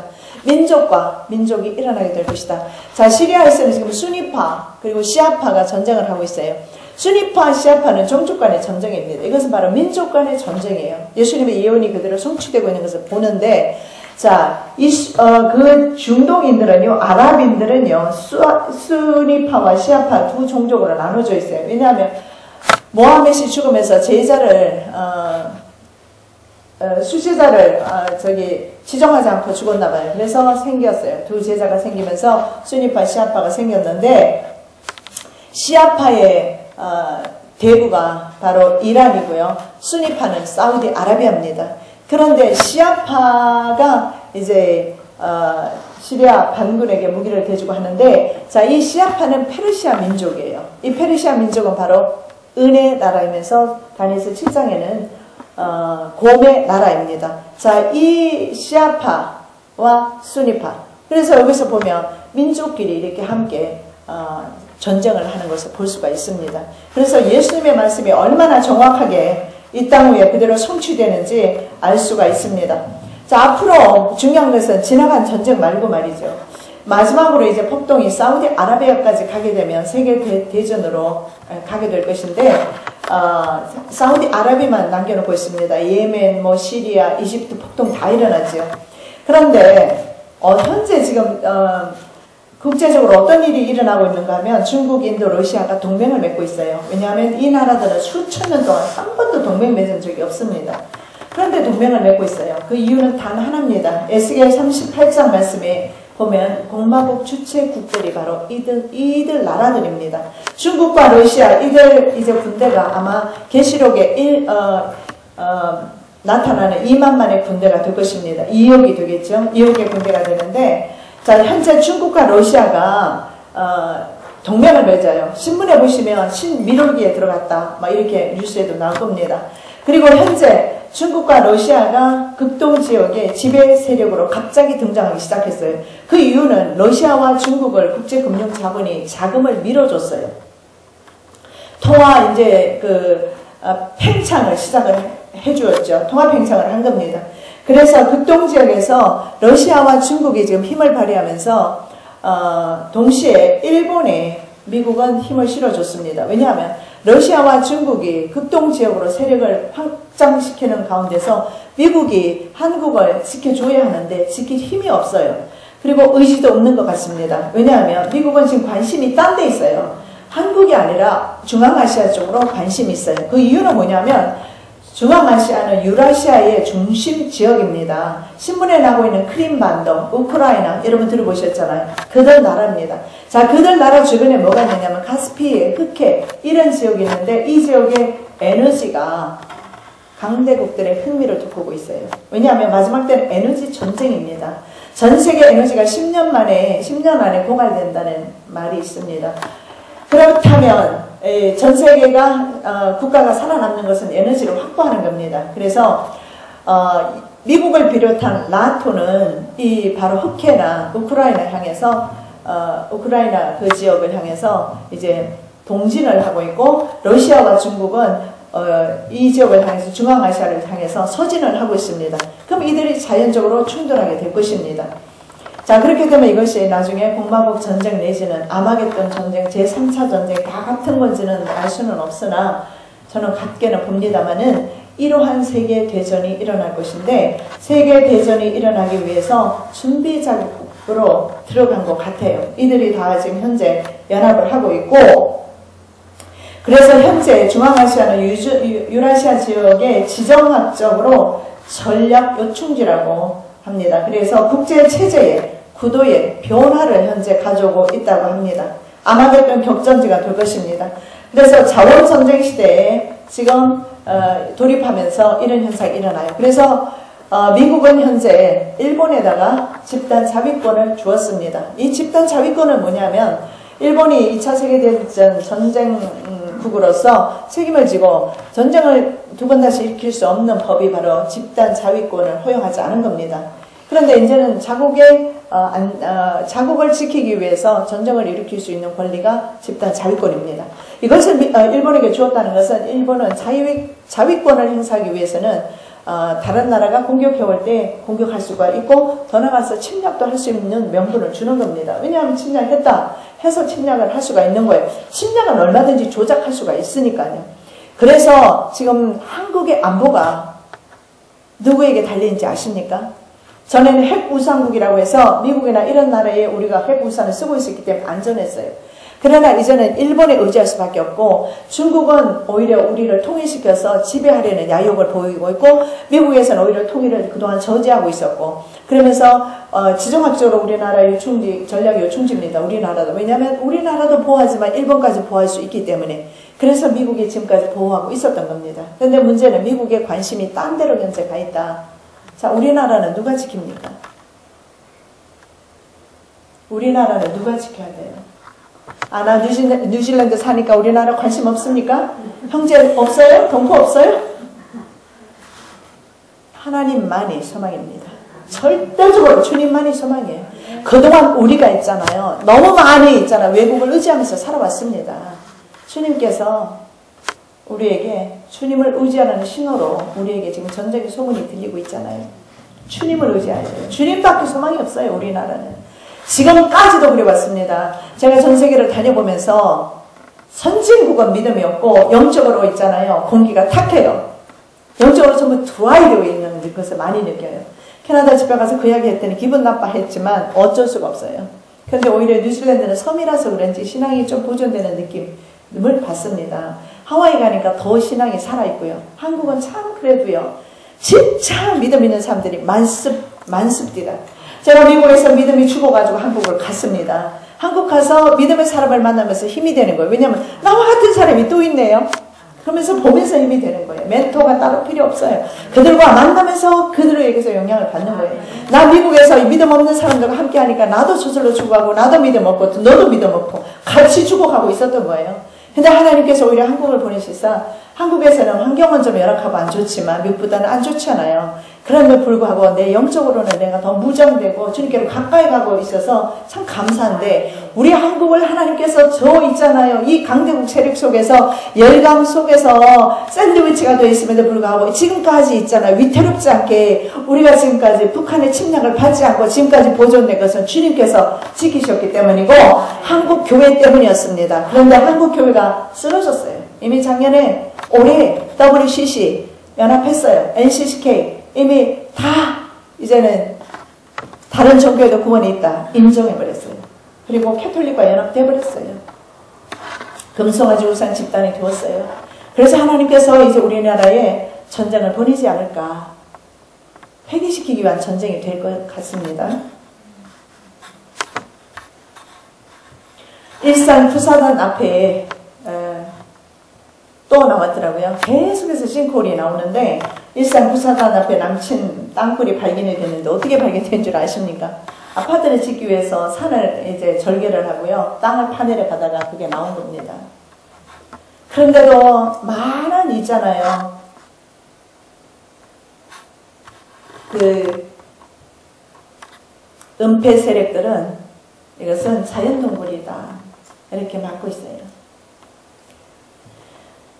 입구는 좁고 내부로 갈수록 좁아지는 구조로 되어 있는데 안쪽으로 들어가면 처음에는 아니지만 안에 쑥 들어가면 서 있을 수 있다고 합니다. 그리고 내부는 갱목으로 지지대가 만들어져 있고 출구 쪽에서 아래로 진입해서 방향이 꺾이면서 메인 라인과 연결된다고 그래요. 보통 땅굴은 3개 라인으로 간답니다. 메인 입구 양쪽에 2개가 호위하는 식으로 간다고 합니다.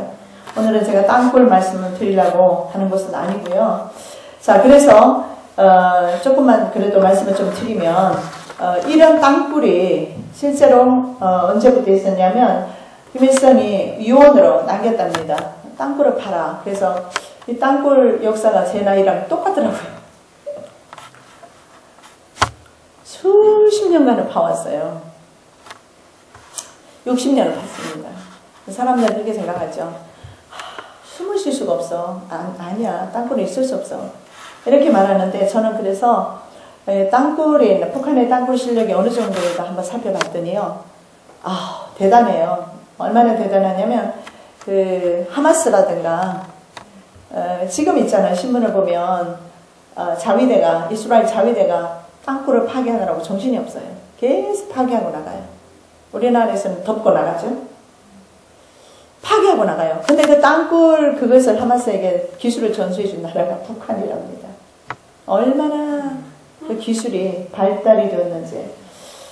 자, 북한 특수부대가 땅굴 남침 훈련을 받고 있는데 생화학 무기를 살포할 계획을 가지고 있답니다. 그래서 이 특수부대는요, 높이 1.5m 쥐굴이라는 화생방을 통과하는 임무를 수행하고 있다고 합니다. 그런 훈련을 지금 받고 있다는 거죠. 자, 제가 좀 내용을 좀 읽어드리겠는데요. 한 달여 전부터 한국과 거래하는 조선족 보따리상들이 서울 남대문과 동대문 시장에서 지난해부터 우리 군에 보급된 최신 디지털 무늬, 신형 군복과 수통, 군용 삽 등 장비 샘플을 가져와 광저우 등지에서 대량 생산해 북한으로 수출하고 있다. 북한의 한국 군복 유입은 예전부터 조금씩 해왔지만 최근 들어 신형 군복에 대한 수입량이 대폭 늘어난 것은 대선을 전후해 북한군의 도발 가능성을 높이는 대표적 징후이다. 베이징의 고위 대북 한 소식통이 말하고 있습니다. 그리고 북한의 국경 지역에 있는 단둥의 한 소식통은 이렇게 말합니다. 군복으로 보이는 어류가 한 달 전부터 북한으로 계속해 수출되고 있는 것은 맞다. 군복이 왜 수출되느냐 하면 그들의 계획이 뭐냐면 땅굴을 통해서 저는 그 한성주 장군과 몇 주 전에 그 어린이 대공원 다우징 탐사에 참여했어요. 물론 사람들은 다우징 탐사를 인정 안 합니다. 수맥을 찾을 때 사용하는 거예요. 수맥이 있으면 기울어지거든요. 그러긴 한데 저는 땅굴이라고 보는데요. 가다가 기울어지는데 작년 7월에 그 서울시장에 조류 창고를 만들었다고 합니다. 거기를 가는데 그 높이가 보통 땅굴은 16m 지하로 들어가 있는데 그 조류 창고에 가까이 오니까 그것이 땅굴 높이가 3m로 높아졌다고 합니다.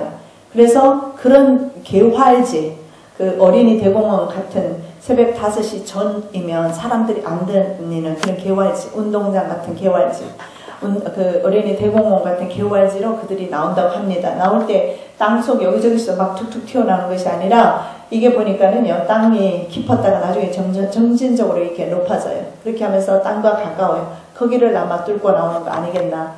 그랬을 때 그들이 나올 때 입는 옷이 바로 한국 군복이라고 합니다. 그래서 우리가 봤을 때는 이것이 바로 북한군인지 남한군인지 구분되지 않는 겁니다. 이렇게 해서 혼란을 주어서 통제하고자 하는 것이 아닌가 그렇게 봅니다. 그래서 거기에다가 지금 현재 북한이 어떤 상황이냐면 북한 체제가 극도로 불안정하다고 합니다. 아무래도 젊은 김정은이가 정치 수업도 잘 받지 못했던 김정은이가 정치하는 것에 아무래도 좀 이제 국민들이 좀 불안해하는 것 같고, 또 하나는 이 시대가 말이죠. 이제 인터넷 시대가 되어서 북한 국민들도 이제 세상 돌아가는 걸 아는 것 같아요. 그래서 그들이 모임이 있어요. 그 모임이 뭐냐면, 어떤 모임이 있느냐면 북한에 있는 이 모임인데 돈까모 모임이라는 게 있답니다. 돈까모가 뭔가 했더니 김일성 부자 동상 까부수는 모임이라고 합니다. 이게 한국에서 이런 모임들이 있잖아요, 그렇죠? 근데 김일성 부자 동상 까부수는 모임, 돈까모. 이런 것도 북한에서 일어나서, 이것이 어디 일어나냐면 동해안 도시, 뭐 양강도를 비롯한 이런 도시에서 현재 일어나고 있다고 해요. 그러다 보니까 지금 북한은 상당히 위기를 좀 맞고 있는 것 같습니다. 그리고 김일성 부자의 세습을 비판하는 전단지가 연일 배포되고 있고, 이것을 잡는 노력도 하지만 이런 일들이 일어나는 것은 김정은의 체제가 굉장히 불안정하다는 것을 볼 수가 있습니다. 그렇다면 여러분 어떻게 생각하십니까? 김정은이가 이런 거 있거든요. 내부 안에서 이렇게 복잡하면은요, 시선을 딴 데로 돌려서 정신 못 차리게 하죠. 그렇게 해서 전쟁을 일으킬 가능성도 있다라는 것을 볼 수가 있습니다. 전쟁에 대해서 좀 더 아시고 싶으신 분은 뭐 인터넷에 지금 많이 나오고 있고요. 한성주 장군의 간증도 있고, 제가 또 다른 기도원에서 또 했던 내용도 있고, 여러분 참고하시면 됩니다. 그리고 정말 중요한 것은 제가 왜 잠깐이라도 이 말씀을 드리냐면, 이 시대가 한국이나 미국이나 전 세계가 굉장히 초일기에 들어갔습니다. 주님께서 몇 년 전만 해도 1분 천이라고 하셨거든요. 1분이 어디 그렇게 뭐 긴 시간입니까? 아니잖아요. 근데 이제 거의 우리 곁으로 온 것을 이제 보게 됩니다. 그래서 시간이 얼마 남지 않은 것을 볼 수가 있어요. 자, 동성애에 대해서 마칠 시간이 된 것 같은데, 동성애에 대해서 조금 더 하고, 오늘 할 거를 조금 일단은 하고 마쳐야 될 것 같아요. 동성애 문제도 여러분이 좀 아쉬워합니다. 이 동성애 문제도 조금만 말씀을 드리는데, 자, 현재 한국이나 전 세계에서 인간 권리 캠페인 혹은 인권 헌장 이런 것을 통과시키고 있어요. 동성애 근친사랑 수관 이런 것들을 기독교 국가에서 합법화시키고 있습니다. 혐오범죄법을 만들어서 혐오적인 발언을 못하게 하면서 정상인들이 오히려 역차별을 지금 당하는 것이 있는데, 자, 휴스턴시에서 현재 목사들이 이제 공경을 치르고 있는데, 설교 노트를 이제는 제출하고 설교를 해야 됩니다. 왜 그러냐면 베스룸 빌이라는 게 있어요. 이 화장실 법안입니다. 희한한 법안도 다 있는데 스스로 자신의 성 정체성을 결정할 수 있다고 합니다. 이 법에 따르면, 자, 내용이 뭐냐면 여자가 남자가 여자 화장실을 쓸 수 있게 하는 법안이라고 합니다. 별 희한한 법안이 미국에서 지금 통과되고 있어요. 자, 그래서 쓸 수 있게 하는 법안입니다. 왜냐하면 트랜스젠더 같은 사람들 있잖아요. 어디로 가야 됩니까? 이들이 마음대로 갈 수 있도록 하라는 거예요. 게이나 레즈비언 마음대로 왔다 갔다 하라는 거예요. 자, 이런 법안이 바로 화장실 법안입니다. 화장실 법안이 휴스턴시에서 통과되었고, 그리고 이것을 이 법안을 통과되지 않았고요. 통과시키라고 한답니다. 이 법안들을 반대하는 목사들을 가려내기 위해서 이 도시의 목사들에게 설교 노트와 교인들과 나눈 대화 내용을 제출하라는 명령이, 소환장이 발부되었답니다. 그래서 뭐 리고레 목사라든가 이런 목사들이 막 지금 반발을 하고 있다고 하는데 이미 발부되었습니다. 이런 나라가 되었고요. 그 다음에 노스캐롤라이나 브리더 러브라는 판사가 사임을 했는데, 이유가 뭐냐면 동성교회 주례를 함으로써 기독교 신앙의 양심을 버리기를 원치 않는다. 동성결혼 주례를 부탁을 받은 것 같습니다. 그래서 더 이상 못하겠다 사임을 했고요. 이분은 계속 이렇게 말해요. 주례를 받기 원하는 동성 커플들이 더욱 많아지고 있기 때문에 앞으로 동성 결혼을 반대하는 판사들의 사임이 계속될 것이다. 여러분, 목사도 마찬가지입니다. 아이다호주에 넷 목사 부부가 있어요. 이 동성애자들이 와서 결혼, 여러분 웨딩 채플 여기도 있습니까? 미국에는 웨딩 채플이 따로 있어요. 웨딩만을 해주는 채플이에요. 웨딩 채플에 운영하고 있는 분인데, 동성애자들이 찾아와서 주례를 해주라고 했어요. 목사가 어떻게 주례합니까? 성경의 동성애는 분명히 금하고 있지 않습니까? 로마서 말씀에 보면 동성애는 남색하는 자로 나와 있습니다. 남색하는 그 자체로 말미암아 이미 그 상응한 벌을 받았다 이렇게 나와 있고, 소돔과 고모라가 멸망한 것이 바로 동성애입니다. We can sex with them 이렇게 말합니다. 그 천사들을 끌어내라. 우리가 그들과 함께 섹스하겠다. 그렇게 나와 있어요. 이 동성애 때문에 소돔 고모라가 멸망하고 로마를 비롯한 수많은 나라들이 멸망하는 그 근간에는 동성애들이 성적으로 타락이 원인이 된 것을 보게 되고, 세상을 심판할 때 이 동성애 때문에 성적 타락으로 하나님이 심판한 것을 보게 됩니다.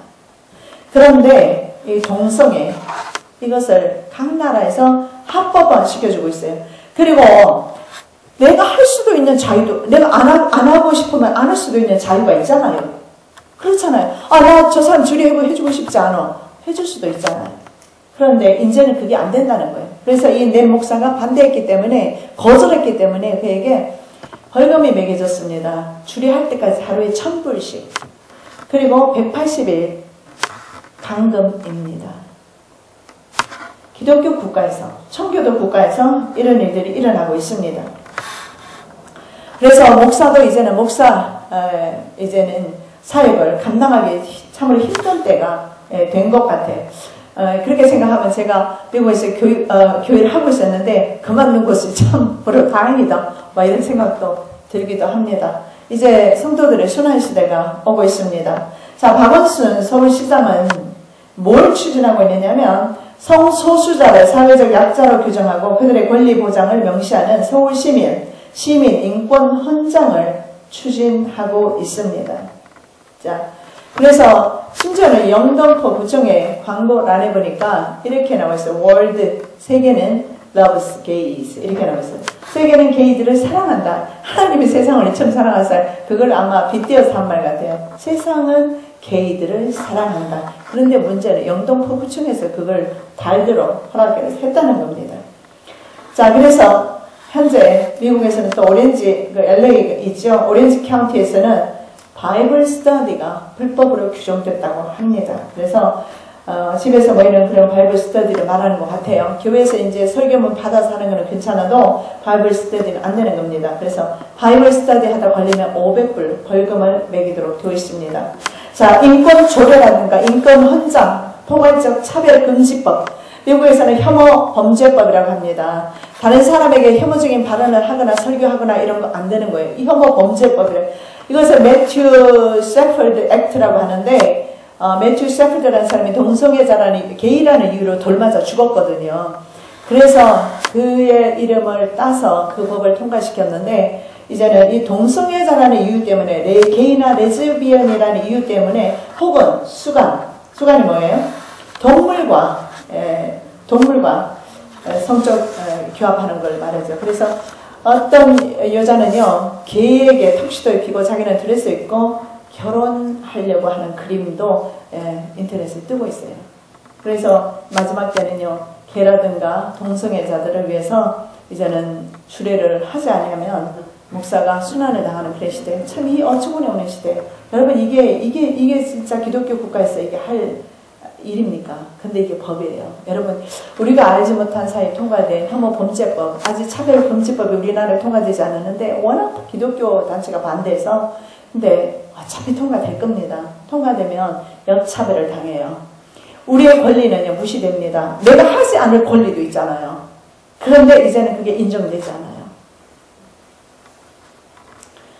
자, 그리고 그 다음에 이제 단일화폐에 대해서 내일부터 제가 좀 말씀을 드리겠는데, RFID를 사람 몸속에 삽입해서 전 인류를 완벽 통제하려는 그런 계획을 가지고 있습니다. 단일 정부가 하는 바로 3대 목표 중에 단일 정부, 단일 화폐, 단일 종교, 그 가운데 하는데, 이 RFID가 뭐냐면 프랜시스 교황이 RFID는 하나님이 우리에게 주신 우리의 질병을 치료하기 위해서 주신 선물이다 이렇게 말하고 선언하고 다니는데, RFID가 뭐냐면 IC 칩을 내장해서 무선으로 관련 정보를 관리하는 차세대 인식 기술입니다. 이 인식 기술에 대해서 여러분 이해하시면 베리칩에 대해서도 더 이해하기가 쉽습니다. 무슨 말이냐면 지구상에 현재 총 190개 정도의 화폐가 있습니다. 근데 이 세계 화폐가 몸속으로 동일하게 들어가게 됩니다. 자, 현재 매일 4조 달러 정도 되는 외환 거래 비용을 절감할 수가 있어요. 외환으로 나라마다 돈의 가치가 다르잖아요. 그거 환율 환율 때 생기는 비용이 4조 달러나 매일 생긴다고 합니다. 이게 이제 없어지게 되고 이것이 몸속 화폐로 들어가게 됩니다. 이 몸속 화폐는 비용도 절감되고 국제 사기 문제도 해결되고 효율적이고 경제적이고 편리하고 환상적입니다. 그래서 이것을 사람의 몸속에 넣으려고 합니다. 그리고 또 하나는 이제 단일 종교인데요. 이 단일 종교는 종교 다원화를 통해서 이루어지고 있는데, 자, 일루미나티, 아까도 말씀드렸지만 광명회입니다. 분열시켜 정복한다, 이런 목표를 가지고 전 세계를 분열시키는데, 종교계는 뭡니까? 바로 절대 기독교 진리를 파괴시킴으로써 분열시키고 있어요. 그게 무슨 말씀이냐면 한 분 하나님만의 한 종교만이 세상에 있다. 정말 그럴싸한 내용이에요. 이것이 바로 종교 일치 운동인데, 이것은 금송아지 우상 숭배임을 아셔야 합니다. 기독교 절대 신앙을 훼손시킵니다. 왜냐하면 죄사함에 대한 예수 그리스도의 유일한 구속 사역을 부인합니다. 이것을 절대 유일 구원관이라고 합니다. 자, 쉽게 말씀드리면 예수 외에 구원 없다. 맞지요? 다른 이로서는 구원을 얻을 수 없나니 천하 인간의 구원을 얻을 만한 다른 이름을 우리에게 주신 적이 없음이니라. 사도행전 4장 12절 말씀, 더 이상 이제는 미국에서는 노아법에 근거해서 전하면 안 돼요. 왜냐하면 다른 종교에도 구원이 있어요. 왜냐하면 한 하나님 안에 한 종교만 있다. 이들이 이렇게 말해요. 한 하나님 안에 한 종교. 그래서 예수님의 그 구속 사역을 변질시키는 것이 뭐냐면, 예수가 그리스도인 것은 맞다. 그러나 다른 그리스도도 너희들이 인정해라. 다른 그리스도가 누가 있느냐? 모하메 그리스도도 있고, 모택동 그리스도도 있고, 공자 그리스도도 있고, 다 있다. 다른 그리스도도 인정하라는 거예요. 그래서 우리가 절대 유일 신관이죠. 여호와 외에는 구원이 없다. 예수 그리스도만이 우리의 유일한 구속자이시다. 이것을 부인하는 겁니다. 그래서 우리로 하여금 신앙을 어떻게 와해시켜서 하나님으로부터 하나님을 배도하게 만드는 일을 바로 종교 통합을 통해서 이루어집니다. 그래서 이들은 구원의 길은 여럿이다. 한 길이 아니다. 산 정상으로 가는 길이 어디 한 곳이냐? 한 길이냐? 이곳으로 가도 되고 저곳으로 가도 정상으로 간다. 이 종교를 통하든 저런 종교를 통하든 어떤 종교를 통해서든 간에 구원이 있다. 여러분 맞습니까? 이건 절대 아니죠. 죽어도 아니죠. 내 목숨이 끊어져도 이거는 아니죠. 내가 죽는 순간까지 오직 내가 나의 구원은 오직 여호와께로, 나의 구원은 오직 주님께로 예수 그리스도로 말미암는다. 이 고백을 우리는 마지막까지 이 고백을 해야 되는 겁니다. 그런데 이 고백을 우리가 하는 사람들에게는 어떤 행보를 주느냐. 여러분 계시록 20장 한번 보시겠습니다. 자, 20장 4절 말씀 우리가 함께 봉독합니다. 또 내가 보좌들을 보니 거기에 앉은 자들이 있어 심판하는 권세를 받았더라. 또 내가 보니 예수를 증언함과 하나님의 말씀 때문에 목배임을 당한 자들의 영혼들과 또 짐승과 그의 우상에게 경배하지 아니하고 그들의 이마와 손에 그의 표를 받지 아니한 자들이 살아서 그리스도와 더불어 1000년 동안 왕노릇하니. 자, 여기에 분명히 말씀합니다.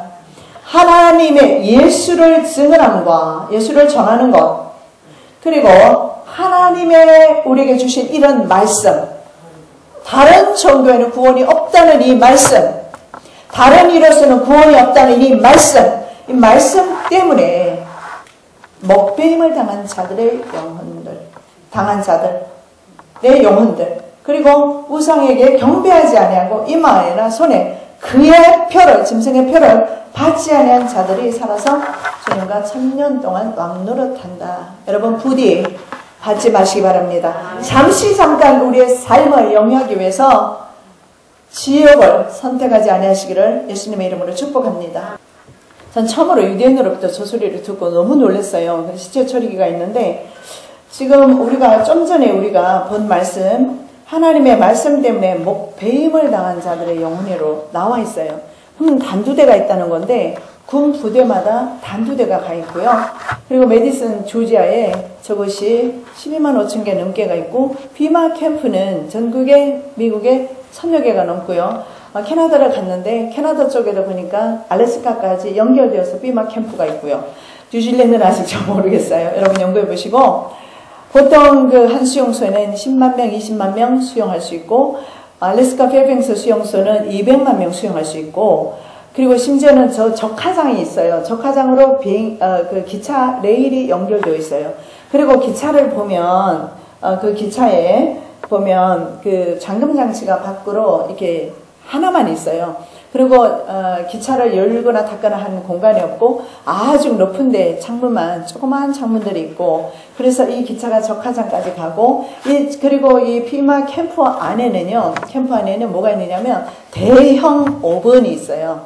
아마 시체를 소각하는 그런 오븐 같아요. 그런 오븐이 있는데, 그걸 보면서 저는 바로 히틀러의 나치 아우슈비츠 수용소를 저는 생각을 했어요. 기차도 꼭 그 모양 같고요.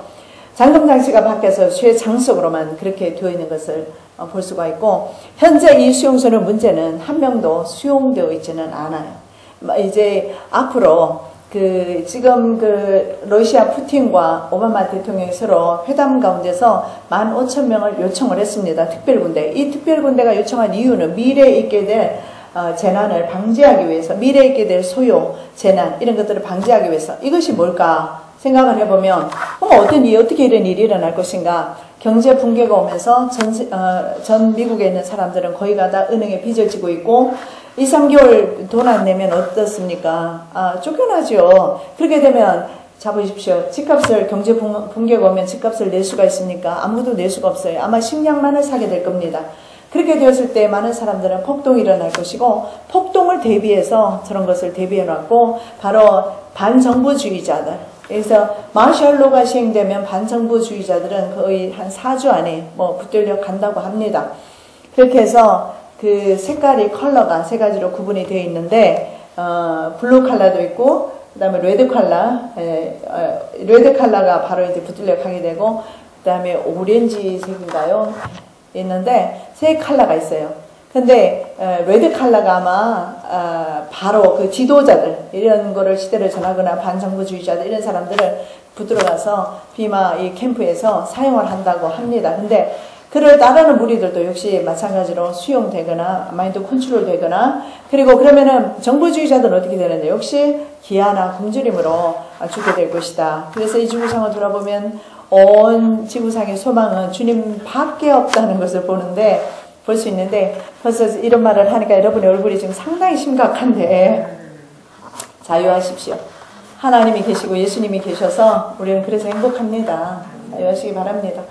저들이 저악한 무리들이 결국은 한 세력, 아주 강력한 아까 다니엘서 말씀에 보셨던 것처럼 세력을 형성하고, 그래서 여러분 한국 전쟁이 굉장히 염려가 되시겠지만 사실은 온 세계가 염려하시고 이제는 기도하셔야 돼요. 그래서 이런 일들이 불언간에 이제 일어나게 됐는데, 그래도 여러분 한 4일 동안이라도 좀 듣고 나시면 이런 식으로 가고 있구나 여러분 아실 겁니다. 부디 끝까지 참석하셔서 한번 이 시대가 어느 지경까지 왔는지 한번 보시기 바랍니다. 저거는 그래서 저도 반신반의하고 믿지 않았지만 확인한 결과 다 있었습니다. 없는 지역이 거의 없어요. 그래서 그런 폭동을 대비해서, 사실은요, 미국의 인구수가 3억이 넘습니다. 미국만 장악해도 전 세계 장악하는 것은 쉽습니다. 그래서 피마 캠프가 미국에 제일 많이 있는 것 같아요. 그리고 그것이 성경의 말씀에 있는 것들이 성취되는 차원이 아닌가, 저는 그렇게 생각을 합니다. 성경에 이 말씀이 있잖아요. 목배임을 당한 자가 있는데 실제로 군부대가 있다니요. 그래서 저는 참 귀를 의심했지만 사실이었습니다. 그리고 그런 것들을 저는 다니면서 눈으로 확인하면서 지금까지 이제 강의를 하고 있는데, 여러분 마지막까지 이 말씀, 주님께서 우리에게 주신 그 약속의 말씀 있지 않습니까? 그 말씀 붙잡고 승리하시기 바라고요. 우리가 이 시간에 주님 앞에 간절한 마음으로 기도할 텐데, 특별히 무엇을 위해서 기도하느냐 하면, 이 지구상에 임하는 대환난은 이미 작정된 겁니다. 돌이키지는 않을 거예요. 그러나 그럼에도 불구하고 우리가 기도할 것은 내가 회개하기를 원합니다. 내가 바로 서야 되잖아요. 내가 없으면 지구도 없는 거잖아요. 내가 주님 앞에 회개하고 바로 서기를 원합니다. 내가 예수 그동안 잘못 믿던 거 주님 앞에 진심으로 회개합니다. 무엇보다도 내게 회개의 영을 부어주십시오. 그리고 내 가족을 구원하여 주십시오. 내 민족을 구원하여 주십시오. 전 지구상에 있는 하나님이 사랑하는 주의 백성들을 구원하여 주십시오. 이제 환난 가운데서라도, 하박국이 그랬습니다. 환난 가운데서라도 예수님께서 하박국 선지자에게 그러나 너희는 믿음으로 말미암아 살리라 약속하셨잖아요. 환난 가운데서라도 주님께서는 지키실 겁니다. 그 믿음 가지시고 우리가 이 시간에 통성으로 기도하도록 하겠습니다. 할렐루야. 사랑 많으신 여호와 하나님 아버지 감사합니다. 주여 주여 아버지 하나님 이 시간에 우리가 잠깐이라도 이 시대에 대해서 우리가 들었사오니 아버지 하나님 우리가 깨어나기를 원합니다. 아버지 하나님 우리가 이제 영적 잠에서 일어나기를